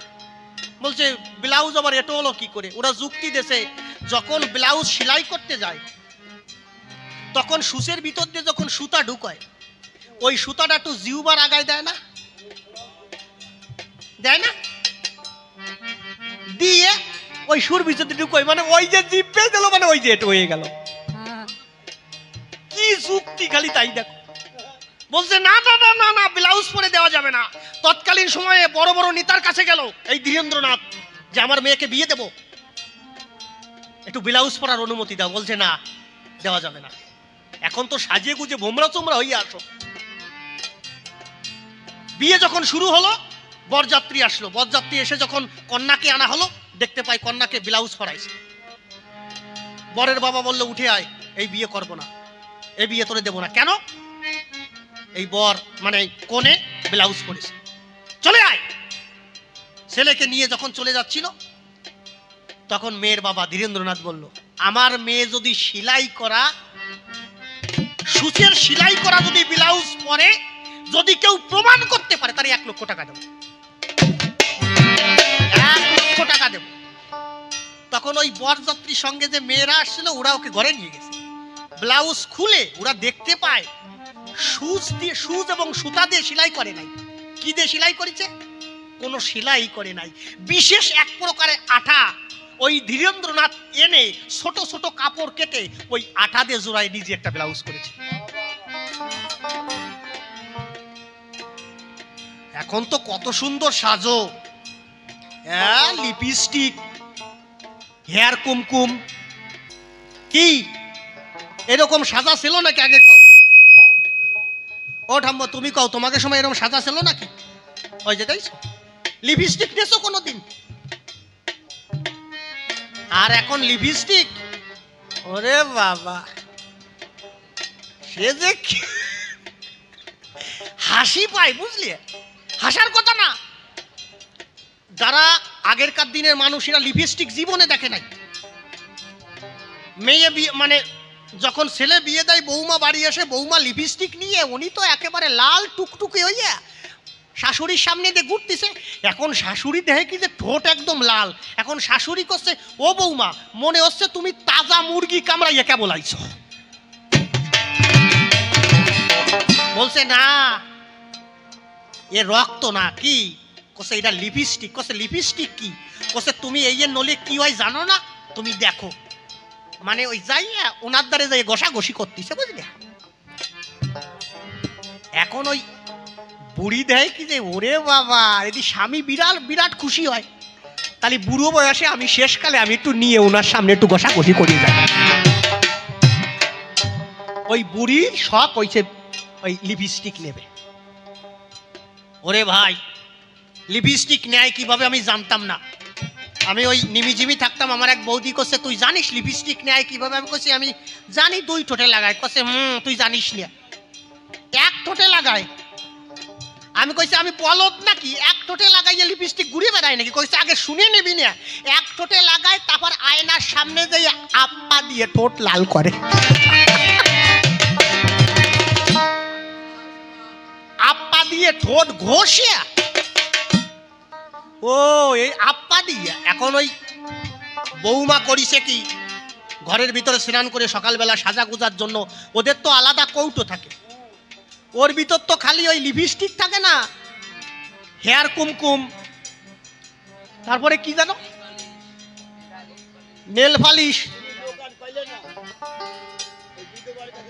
ফাউন্ডেশন, তারপরে আইলানা, সে যাই হোক লিপস্টিক ঠোঁট প্লিজ যাই লাগে, মানে ওই কটু ভরা থাকে। তা ওই জায়গার থেকে লিপস্টিক বের করে 1 ঠোঁটে লাগাইয়ে আয়নার সামনে যাইয়ে আপ্পা দিচ্ছে। এখন ওই বুড়ি, ছোট বাজাও, ওই বুড়ি যাইয়ে দেখছে বৌমা আয়নার সামনে যাই একটা জিনিস লাগাইয়ে আপ্পা দিছে।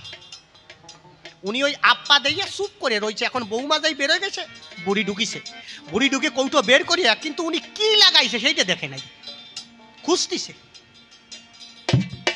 এখন বৌমা আসি পড়ে নাকি কোনটা নেছে খুঁজতেছে, খুঁজতে কি করবে, শেষে একটা সিদ্ধান্ত নেছে, যাও একটা লাগাই। তো যেটা বার করছে ওইটা হচ্ছে সুপার ব্লু আঠা। ওই আঠা 1 ঠোঁটে লাগাইয়া আয়নার সামনে যাইয়া উনি ডক করে একটু আপ্পা দিচ্ছে, বুঝলে। যেই আপ্পা দিচ্ছে আর মুখ খুলে না বুক করে দিচ্ছে। এই লিপস্টিক দেওয়ার সময় তোমাদের ছিল না। সুনন্দাকে বলল আমার মেয়ে যদি সেলাই করা ব্লাউজ পরে আমি 1 লক্ষ টাকা দেব। দেখে যে না সেলাই করে না, বিশেষ এক আঠা দিয়ে ওই ব্লাউজ করা হয়েছিল। এখনো কলকাতা মিউজিয়ামে সেই ব্লাউজ এখনো আছে। খালি শাড়ি না, এক সময় তোমাদের এই যে ধর্মীয় কথা শুনছো না, খালি ধর্মীয় কথা শুনলে, কোন ধর্মের কথা শুনলে তার কানে গরম সীসা ঢেলে দিয়েছে, গরম সীসা ঢেলে দিয়েছে। আর আমরা এই যে বেদ উচ্চারণ করছি, 4 বেদ, 14 শাস্ত্র, 18 পুরাণ, 9 লক্ষ গ্রন্থ, তৎকালীন সময় খালি বেদ উচ্চারণ করলে তার জিহ্বা কেটে দিয়েছে। জানো না তো মনি, সেই জায়গা থেকে যদি কেউ আমাদের রক্ষা করে থাকে সে হচ্ছে আমার হরিগুরু চাঁদ। গুরুচাঁদ ঠাকুর জন্ম নিল 1846 সাল। যখন জন্ম নিল গুরুচাঁদ ঠাকুর 1847 সালে, 1867, আমার কথা বলো না, সামনে কথা বলো না বাবা। প্রথম ছেলে 1867 শশীভূষণের জন্ম হলো। 1872 সালে সর্বপ্রথম গুরুচাঁদ ঠাকুর শিক্ষার জন্য আন্দোলন করেছিল ফরিদপুরে, সার্বিক শিক্ষার জন্য, যে এই জাতি শিক্ষা পাবে। কেন এই জাতি শিক্ষা পাবে না? সর্বপ্রথম ফরিদপুরে উনি সমস্ত এই নমশূদ্রদের নিয়ে আন্দোলন করলেন। আন্দোলন করার পরে, প্রথম আন্দোলন করার পরে উনি 1881 সালে দত্তডাঙ্গা ঈশ্বর গাইনের বাড়ি নমশূদ্র সম্মিলন করলো। সেখানে যে বলল, শোনো আমার কথা শোনো, আজ থেকে তোমার ছেলে মেয়েকে শিক্ষিত করতে হবে। যদি শিক্ষা না দাও তাহলে এই জাতি উন্নত হবে না। আগে ছেলে মেয়ে শিক্ষা দাও, তুমি বিনিময়ে করো ভিক্ষা, ছেলে মেয়েদের দাও শিক্ষা।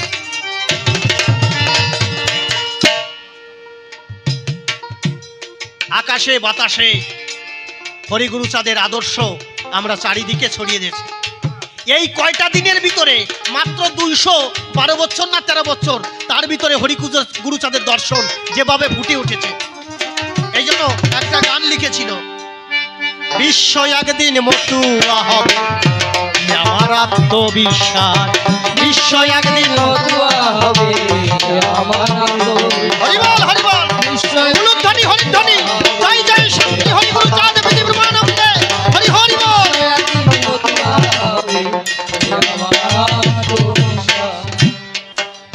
সারা বিশ্ব গাইবে হরি চাঁদের গান, বিশ্ব গাইবে হরি চাঁদের গান, আর বিশ্ব গাইবে গুরু চাঁদের গান, সবাই হবে হরিদাস।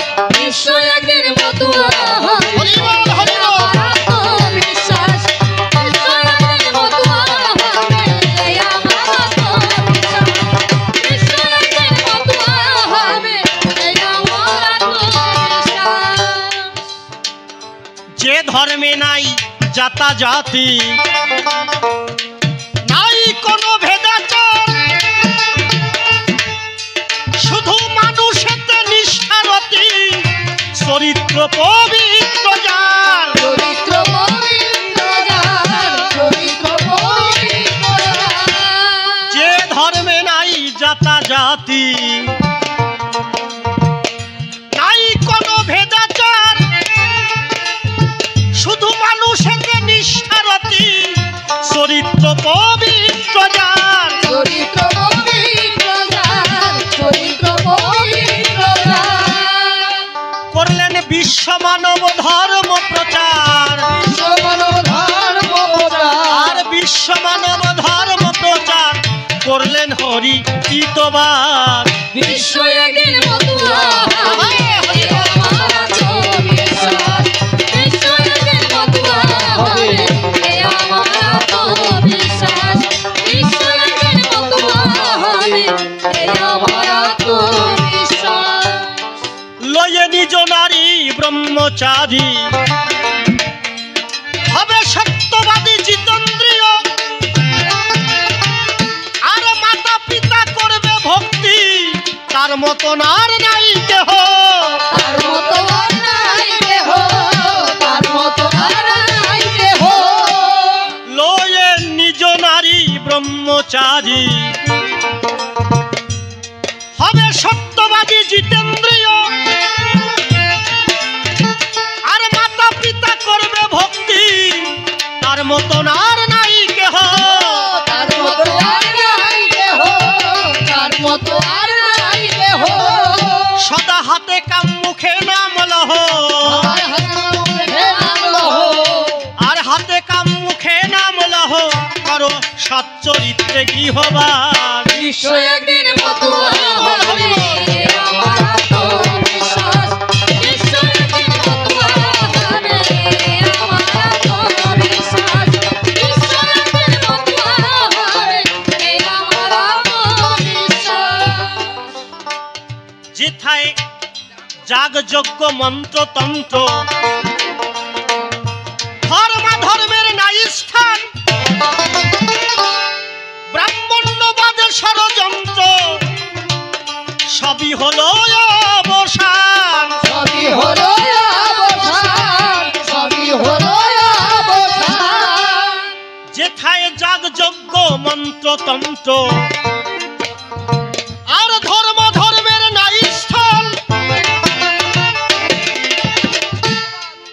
আর ব্রাহ্মণ্যবাদের ষড়যন্ত্র, সবই হলো অবসান। সবই হলো অবসান, সবই হলো অবসান।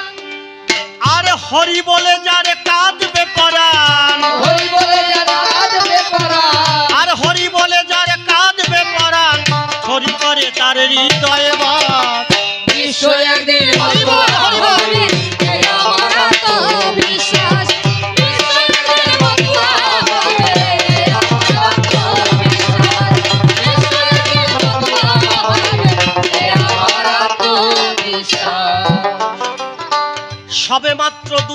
13 বছর এলো আমার হরিচাঁদ,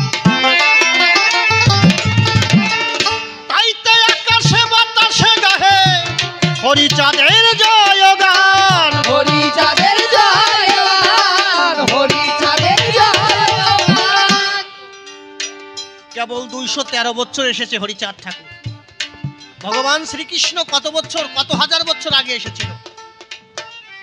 মহাপ্রভু এসেছে 5,500 বছর হয়েছে, 5,500 বছর। আর হরিচাঁদ ঠাকুর এসেছে মাত্র 213 বছর। 213 বছরে যেভাবে মতুয় ধর্ম প্রচার হচ্ছে, যদি 1000 বছর হয়, আমার মনে হয় 1000 বছর হলে তখন আকাশে বাতাসে শুধু হরিনামের নিশান উড়বে, হরিনাম দিয়ে জগৎ সংসারে বেঁচে যাবে। হরিবল হরিবল।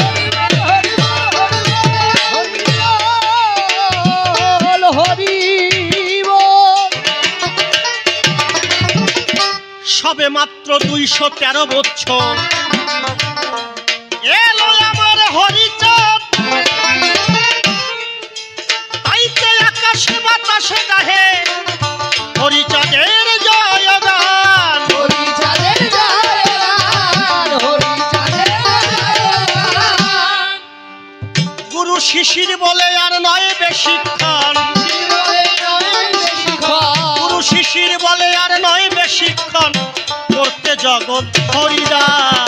বিশ্ব একদিন মতুয়া হবে আমার আত্মবিশ্বাস, বিশ্ব একদিন মতুয়া হবে আমার আত্মবিশ্বাস, বিশ্ব একদিন মতুয়া হবে আমার আত্মবিশ্বাস।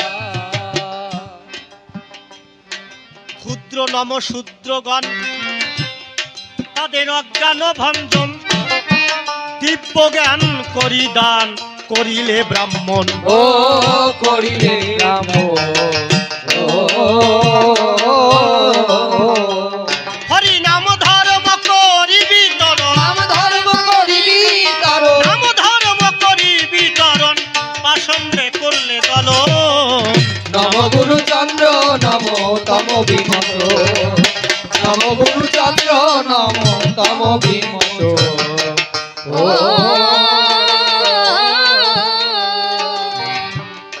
দিয়ে পিতৃধর্মে মন করলে প্রতিজ্ঞা পূরণ, নবকুল কলঙ্ক রাশি করিলে হরণ।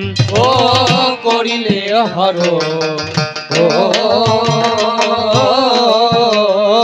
এবার গারস্থ প্রশাস্ত ধর্ম, গারস্থ প্রশাস্ত ধর্ম জগতে করলে নরপণ। নম গুরু চন্দ্র নম তম বিমত, নম গুরু চন্দ্র নম তম বিমত।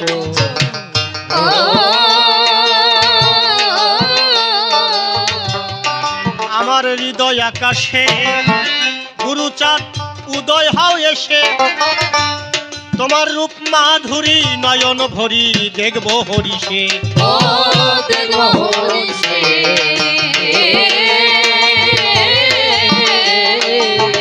ওরে মুরই অশ্বিনী কয়দিন দয়াময়,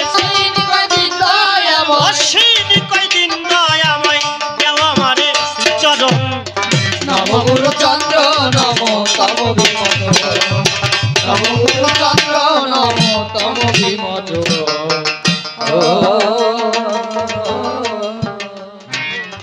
তারক গোসাই হয়ে দেখো আমি সভাতে দাঁড়াই, কিছু প্রশ্ন করেছিল আমার শিষ্য, তাই যেভাবে প্রশ্নপত্র করেছিল দান, এক এক করে ধরে ধরে তার দিলাম সমাধান। গুরুচাঁদের কি অবদান জগৎ মাঝে রয়, শিক্ষার জন্য গুরুচাঁদের কি অবদান রয়। গুরুচাঁদ যা অবদান জগৎ মাঝে রয়, ব্যাখ্যা করে বোঝাইব আমি ধর্ম সবার গায়ে। এখন আমরা ছেলেমেয়ে চাকরি করে না, এই যে ছেলেমেয়েরা চাকরি করছে, জানেন আমাদের নমশূদ্রদের চাকরি ছিল না। আমাদের নমশূদ্রদের চাকরি ছিল না। সর্বপ্রথম মির সাহেব যখন উরাকান্দি আসলেন 1906 সাল, 1906 সালে মির সাহেব আসলো। আসার পরে গুরুচাঁদ ঠাকুর বলল, মির, এই জাতি যে শিক্ষা স্কুল করেছি, এই জাতি শিক্ষিত হয়েছে, এই জাতি চাকরি হয় না। তখন বলল, শশীভূষণকে বলল, কলকাতা গিয়ে একটা পত্র লিখো, একটা দরখাস্ত লিখো, ফরিদপুরে বড় লাট ছোট লাট আসবে, তুমি ওখানে গিয়ে পাঠ করবে। যখন গুরুচাঁদের সেই কথা শনিবারে পায়, গুরুচাঁদের আদেশ নিয়ে কলকাতাতে যায়। শশীভূষণ সেখানে গিয়ে পত্র লিখে যায়। সেই পত্র নিয়ে উদয় হলো উরাকান্দির গায়ে। মির সাহেবকে নিয়ে যখন ফরিদপুরে গেল, ওইখানে কিন্তু বড় লাট আর ছোট লাট ছিল। সবার সামনে ওই পত্র পড়ে যে শোনালো, কি ঘটনা ঘটিল আমায় সবাই বলা ভালো। যখন ওই পত্র পাঠ করে শোনালো, বড় লাট বলল, কে এই ছেলেটা এত সুন্দর ইংরেজি বলল? বলছে এই ছেলেটার নাম শশীভূষণ। বলছে কি জন্য এসেছে? বলছে এটা চাকরির জন্য এসেছে। বলছে একে চাকরি দেওয়া হয়নি কেন? এই জাতিকে চাকরি দেওয়া হয়নি কেন? সর্বপ্রথম গুরুচাঁদ ঠাকুরের ছেলে শশীভূষণ চাকরি পেয়েছিল 1907 সালে। এই জাতির চাকরি ছিল না তখন। এখন ছেলে মেয়েরা যারা চাকরি করে, দেখা যায় তারা গুরুচাঁদ ঠাকুরকে মানে না। আমি করি বর্ণনা, তোমরা বুঝতে যদি চাকরি না থাকতো। আরে আমাদের তো জমি ছিল না। আমাদের নামে যে জমি, আমাদের 1922 সালে আমাদের নামে জমি রেকর্ড হতে শুরু করলো। গুরুচাঁদ ঠাকুর 1900 সালে তেবাগা আন্দোলন করলো আমাদের ঘাটালে, মেদিনীপুর। সর্বপ্রথম বলেছিল যে এই জাতির জমি নাই, নাঙ্গল যার জমি তার। সর্বপ্রথম গুরুচাঁদ ঠাকুর আন্দোলন করে বলল এই জাতির জন্য জমি চাই। তাই 1922 সালে গুরুচাঁদ ঠাকুরের আন্দোলনের জন্য তখন এই জাতি জমি রেস্টার পেল।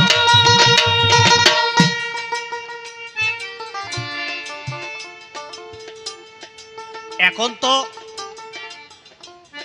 চাকরি পেয়ে সেই সব কথা ভুলে গেছো বাবা। গুরুচাঁদের অবদান ভোলা নাহি যায়। যে অবদান দিয়েছিল জগতের ঠাই। আমাদের চন্ডাল বলে সবাই গালি দিত, চন্ডাল গালি গুরুচাঁদ দেখো মুছে দিল। 1911 সাল গুরুচাঁদ ঠাকুর মির সাহেবকে বলল এই জাতিকে সবাই চন্ডাল কয়, এরা কি চন্ডাল? বলছে না, চন্ডাল না। তখন গুরুচাঁদ ঠাকুর বলল, শোনো মিট, একটা কাজ করো, সারা ভারতবর্ষ জুড়ে লোক গণনার কাজ হবে। তুমি এক কাজ করো, ভারতবর্ষের আইনে সেন্সাস রিপোর্টে তুমি ওদের চন্ডাল গালি কেটে দিয়ে নমশূদ্র করে দাও। গুরুচাঁদ ঠাকুরের আন্দোলনে ওই চন্ডাল গালি কেটে নমশূদ্র লিখেছিল। এখন আমরা যে টাইটেলটা লিখি নমশূদ্র, এ হচ্ছে আমার গুরুচাঁদের দান। আমার গুরুচাঁদ ঠাকুর না আসলে নমশূদ্র লিখতে পারতে না, চন্ডাল লিখতে হতো। এখন একদম লাভ দিয়ে বড়, সেই সময় গুরুচাঁদ ঠাকুর না আসলে পারতে না। জানো এই জাতির জন্য একটা স্কুল করেছিল, স্কুল করতে চেয়েছিল গিরিশ বসু। কলকাতায় কাঠের ব্যবসা করতো। গিরিশ গিয়ে বলল গুরুচাঁদ ঠাকুরকে, বাবা আমি কাঠের ব্যবসা করে অনেক টাকা রোজগার করেছি, আমি একটা জিনিস, ভালো জিনিস করতে চাই। বাবা কি করব? তখন গিরিশজি বলল, গিরিশ এই জাতির জন্য তুমি একটা স্কুল করে দাও। গিরিশ বসুরে বলল। গিরিশ বসু হলো কায়স্থ, হায়ার কাস্ট। এই কথা বলার পরে গিরিশ বসু বাড়ি গেল, কিন্তু ব্রাহ্মণরা জানতে পারলো যে গিরিশ বসু স্কুল করে দেবে। ওই বাহনটা যে বলল, ও গিরিশ, শুনলাম তুমি নাকি এই চন্ডালদের স্কুল করে দিবা। বলছে হ্যাঁ। বলছে তুমি যদি স্কুল করে দাও, এরা যদি একবার শিক্ষিত হয়ে যায়, এরা যদি একবার শিক্ষিত হয়ে যায়, এরা যে সিটি পড়তে আমাদের বাড়ি আসে, একটা সিটি পড়তে গেলে 3 মণ সলা ভারিয়ে রাখি, এই সলা কি তুমি ভারিয়ে দিবা? এই বউডে জল আনতে পারে না, ওকে বালতি বালতি জল আনিয়ে দিয়ে যায়। ওরা যদি একবার শিক্ষিত হয়ে যায়, সিটি নিয়ে আসবে না আমাদের বাড়ি? তোমারে কিরা কইছে স্কুল করে দিতে? ব্রাহ্মণরা যে বলল তোমার স্কুল করতে হবে না, তুমি যাও গুরুচাঁদ ঠাকুরকে যে কথা দিয়েছো ফিরে নিয়ে এসো। তুমি বলো আমি একটা দাতব্য চিকিৎসালয় খুলে দেবো, কিন্তু স্কুল খুলতে পারবো না। তখন গিরিশ বসু গিয়ে বললো ঠাকুর কথা ফিরিয়ে নাও, আমি স্কুল করে দিতে পারবো না, আমি কি করব? আমি একটা দাতব্য চিকিৎসালয় খুলে দেবো। গিরিশ বললো গিরিশ কথা দিয়ে কথা রাখলি না। গিরিশ তুই চিন্তা করিস না, তুই যদি স্কুল না করিস, শোন আমার কথা নিবি। গুরুচাঁদ ঠাকুর আন্দোলন করেছিল, শিক্ষার আন্দোলন করেছিল 1972 সালে। 1972 সালে যখন ব্রিটিশ সরকারকে বলল যে এদের জন্য স্কুল করে দিতে হবে, তখন ব্রিটিশ সরকার বলল আমরা পারমিশন গ্রান্টেড করে দিলাম, কিন্তু আমরা টাকা ডোনেশন করতে পারবো না, তুমি যদি পারো যেখানে সেখানে স্কুল করো। তখন গুরুচাঁদ ঠাকুর বলল, সবাইকে ডেকে বলল স্কুল কোথায় করা যায়? গুরুচাঁদ ঠাকুর বলল শোন, তোদের যে গোয়াল ঘর আছে, যখন গরু বেরিয়ে যায় সারাদিনই তো থাকে না, ওই জায়গায় পাঠশালা করতে হবে। গোয়াল ঘরে কিরা কারা পড়িছ? পড়িছ না বাবা? ওই যে আমার ওই বাবা পড়িছে। তখন তোমাদের গোয়াল ঘরে পড়তে হতো। গুরুচাঁদ ঠাকুর বলল এ গোয়াল ঘরকে পাঠশালা কর। তখন আমাদের শিক্ষার অধিকার কেউ দেয় নাই। গুরুচাঁদ ঠাকুর আসার পরে গুরুচাঁদ ঠাকুর সমস্ত রিপোর্ট অনুযায়ী 4,500 স্কুল করেছিল এই জাতির জন্য।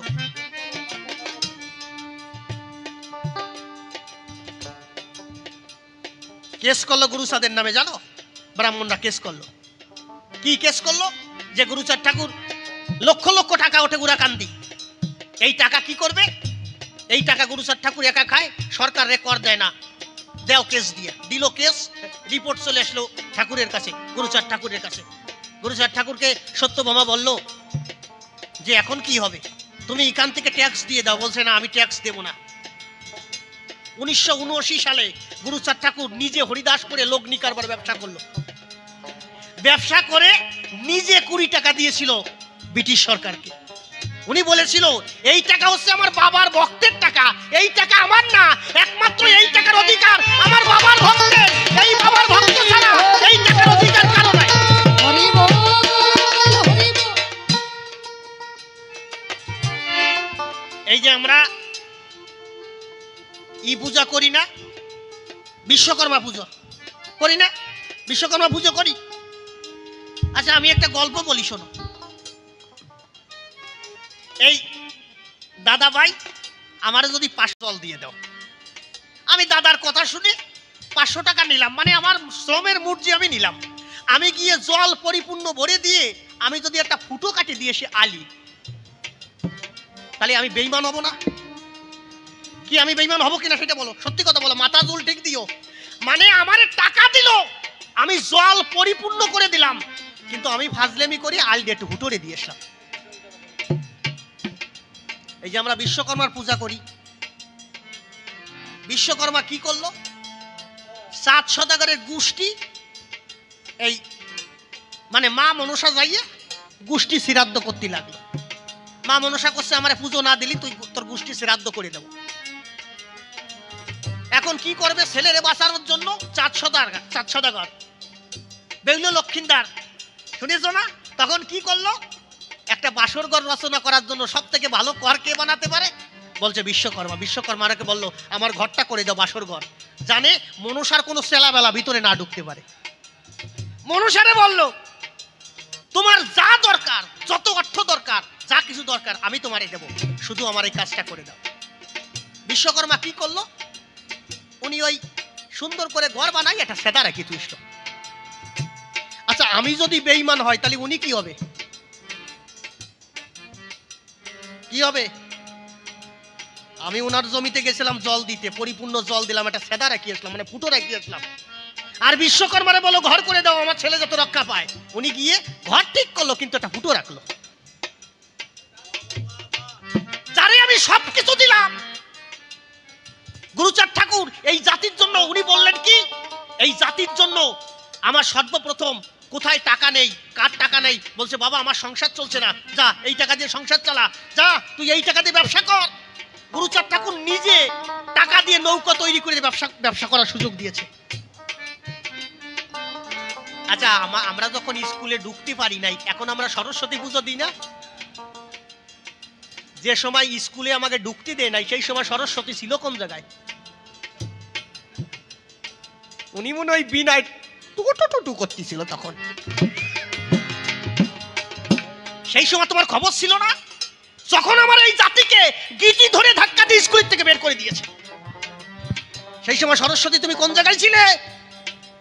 তুমি তো বলতে পারতে, এই এরা আমার সন্তান, এদেরও স্কুলে ঢুকতে দে, নালি রাজ আসতে খাওয়াই দেবানি। কিন্তু তখন তুমি বলো নাই।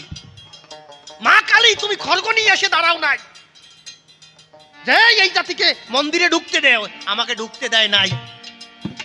সেই সময় কোথায় ছিলে? একমাত্র এই মন্দিরে ঢোকার অধিকার, শিক্ষার অধিকার, সমস্ত দিক যদি কেউ দিয়ে থাকে, আমার হরিগুরু চাঁদ জগৎ সংসার দিয়েছে, আর কেউ দেয় না। হরি বল,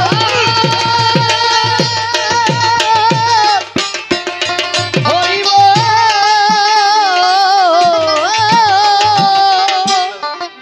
1907 সালে মিট সাহেবরে বললো, অমিত কি?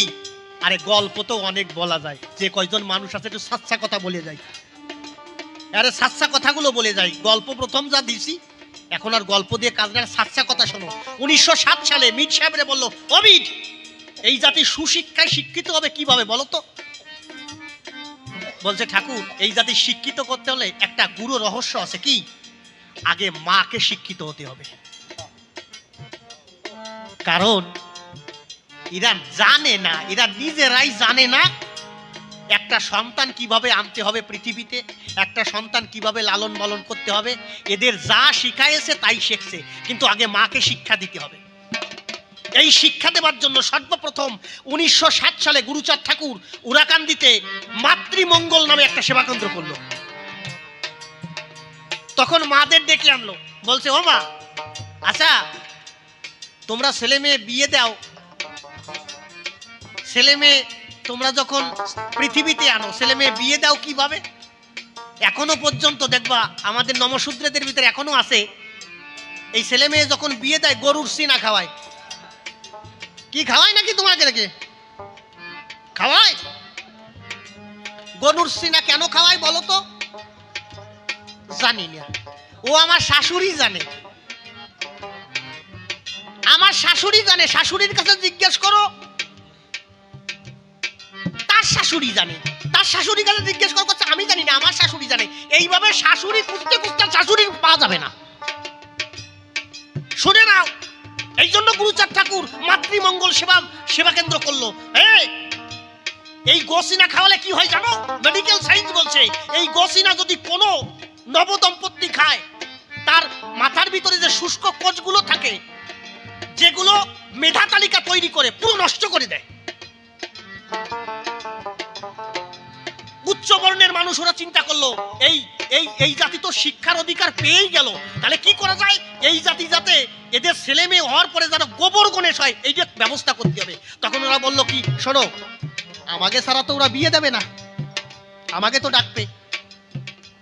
ওই যখন বিয়ে হবে দুইজনটা এমন কিছু খাওয়াতে হবে যাতে ওরা যার জন্ম দেয় সেটা যেন গোবর গণেশ হয়। তখন ওরা ব্যবস্থা করলো। এখনো পর্যন্ত এখনো নমশূদ্রের নারীরা এখনো ছেলে মেয়েদের গোবর খাওয়ায়।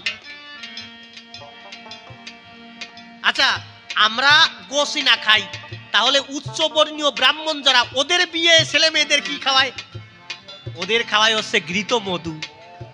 শুনিয়ে দেখো, ব্রাহ্মণ যদি বাড়ির পাশে থাকে শুনিয়ে দেখো, ওদের খাওয়াবে ঘৃত মধু আর তোমাদের খাওয়াবে গোসিনা।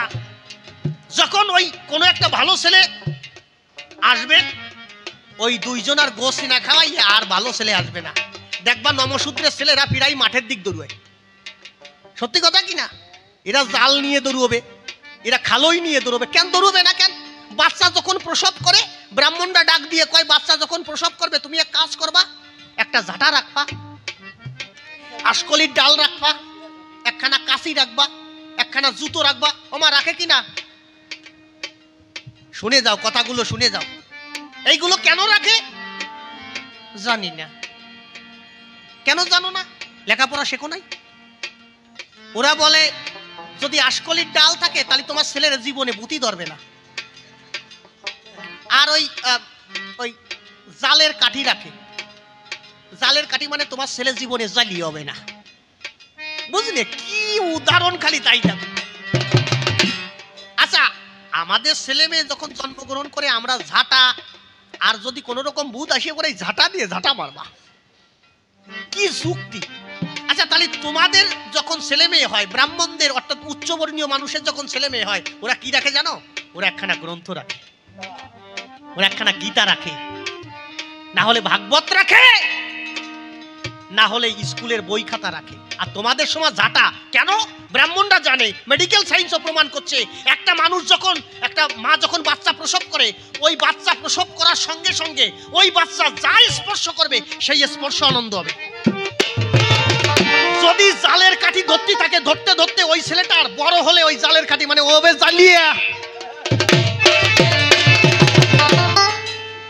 আর আশকলির ডাল মানে ও বড় হবে, যে জায়গা যাবে ওরে বুদ্ধি ধরবে। মানে তোমরা কোন রকম জাতে উঠতে পারবে না, তার ব্যবস্থা রাখিছে গুরুচাঁদ। ব্যবস্থা রাখিছে এই উচ্চ জাত। আরে মা, গুরুচাঁদ ঠাকুর বলল শোনো, তখন মায়েদের 1907 সালে মাতৃমঙ্গল সেবা কেন্দ্র করার পরে সমস্ত মাকে বুঝলো, মা শোনো, এইগুলো ছেড়ে দাও। বাচ্চা যখন প্রসব হবে তুমি কোন একখানা গ্রন্থ রাখো, তুমি ভালো কোন জিনিস রাখো। এই জুতুয়া, এই ঝাঁটা এইগুলো রাখবা না, এগুলো ছেলে মেয়ে নষ্ট হয়। আর বিয়ের সময় কোনো ছেলে মেয়েকে গরুচ্ছি না খাওয়াবা না। যে ব্রাহ্মণ ফরাতি আসবে ওরে এক ডোক খাওয়াই দেবা আগে। এই খালি যদি শুদ্ধ হয় আগে তুমি খাও। আরে কি বলবো রে, জাতির জন্য যে কি করে গেল।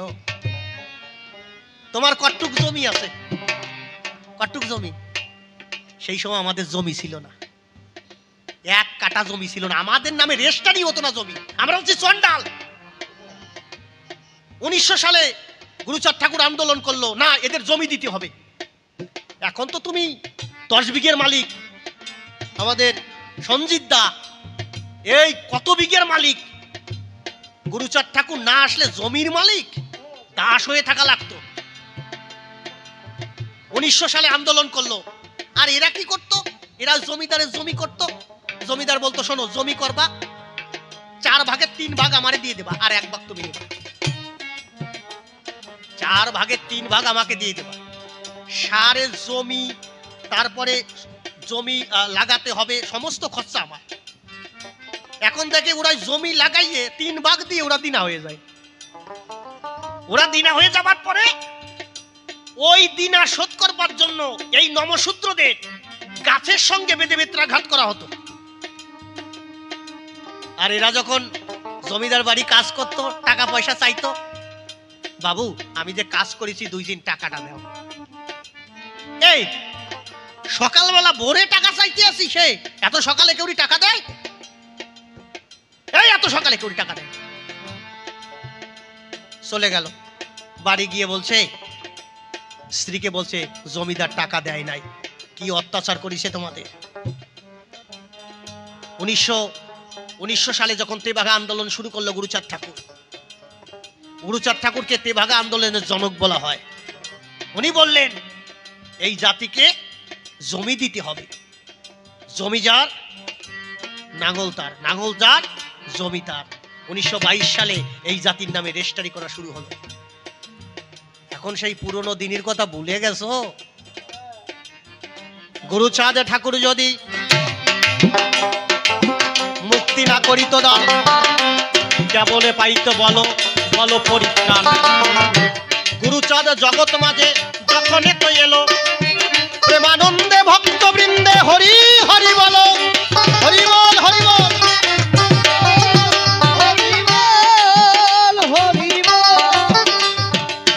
শোনো শোনো শোনোই আমি বলি তোমার ঠাই, এই জন্য গুরুচাঁদের অবদান ভোলার কায়দা নাই।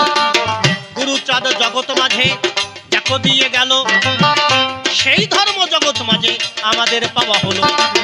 গারস্থর শাস্ত্র ধর্ম জগৎ মাঝে দেয়, সেই ধর্ম নিয়ে আমরা চলি সব সময়। অনেক ভাবে অনেক কথা বলিলাম আসরে, আপনারা বসে বসে শুনলেন যত নারী দরে। কত বাজে বলো দেখি আমারও গোচরে, হ্যাঁ 10:30 বেজে গেছে বলি তাই আসরে। অনেক সময় ধরে ধরে হলো কবি গান, আপনারা বসে বসে শুনলেন যত জ্ঞানবান। কমিটির দাদারা যারা যারা রয় একটু আসরেতে আসবেন বলি মহাশয়। আসরে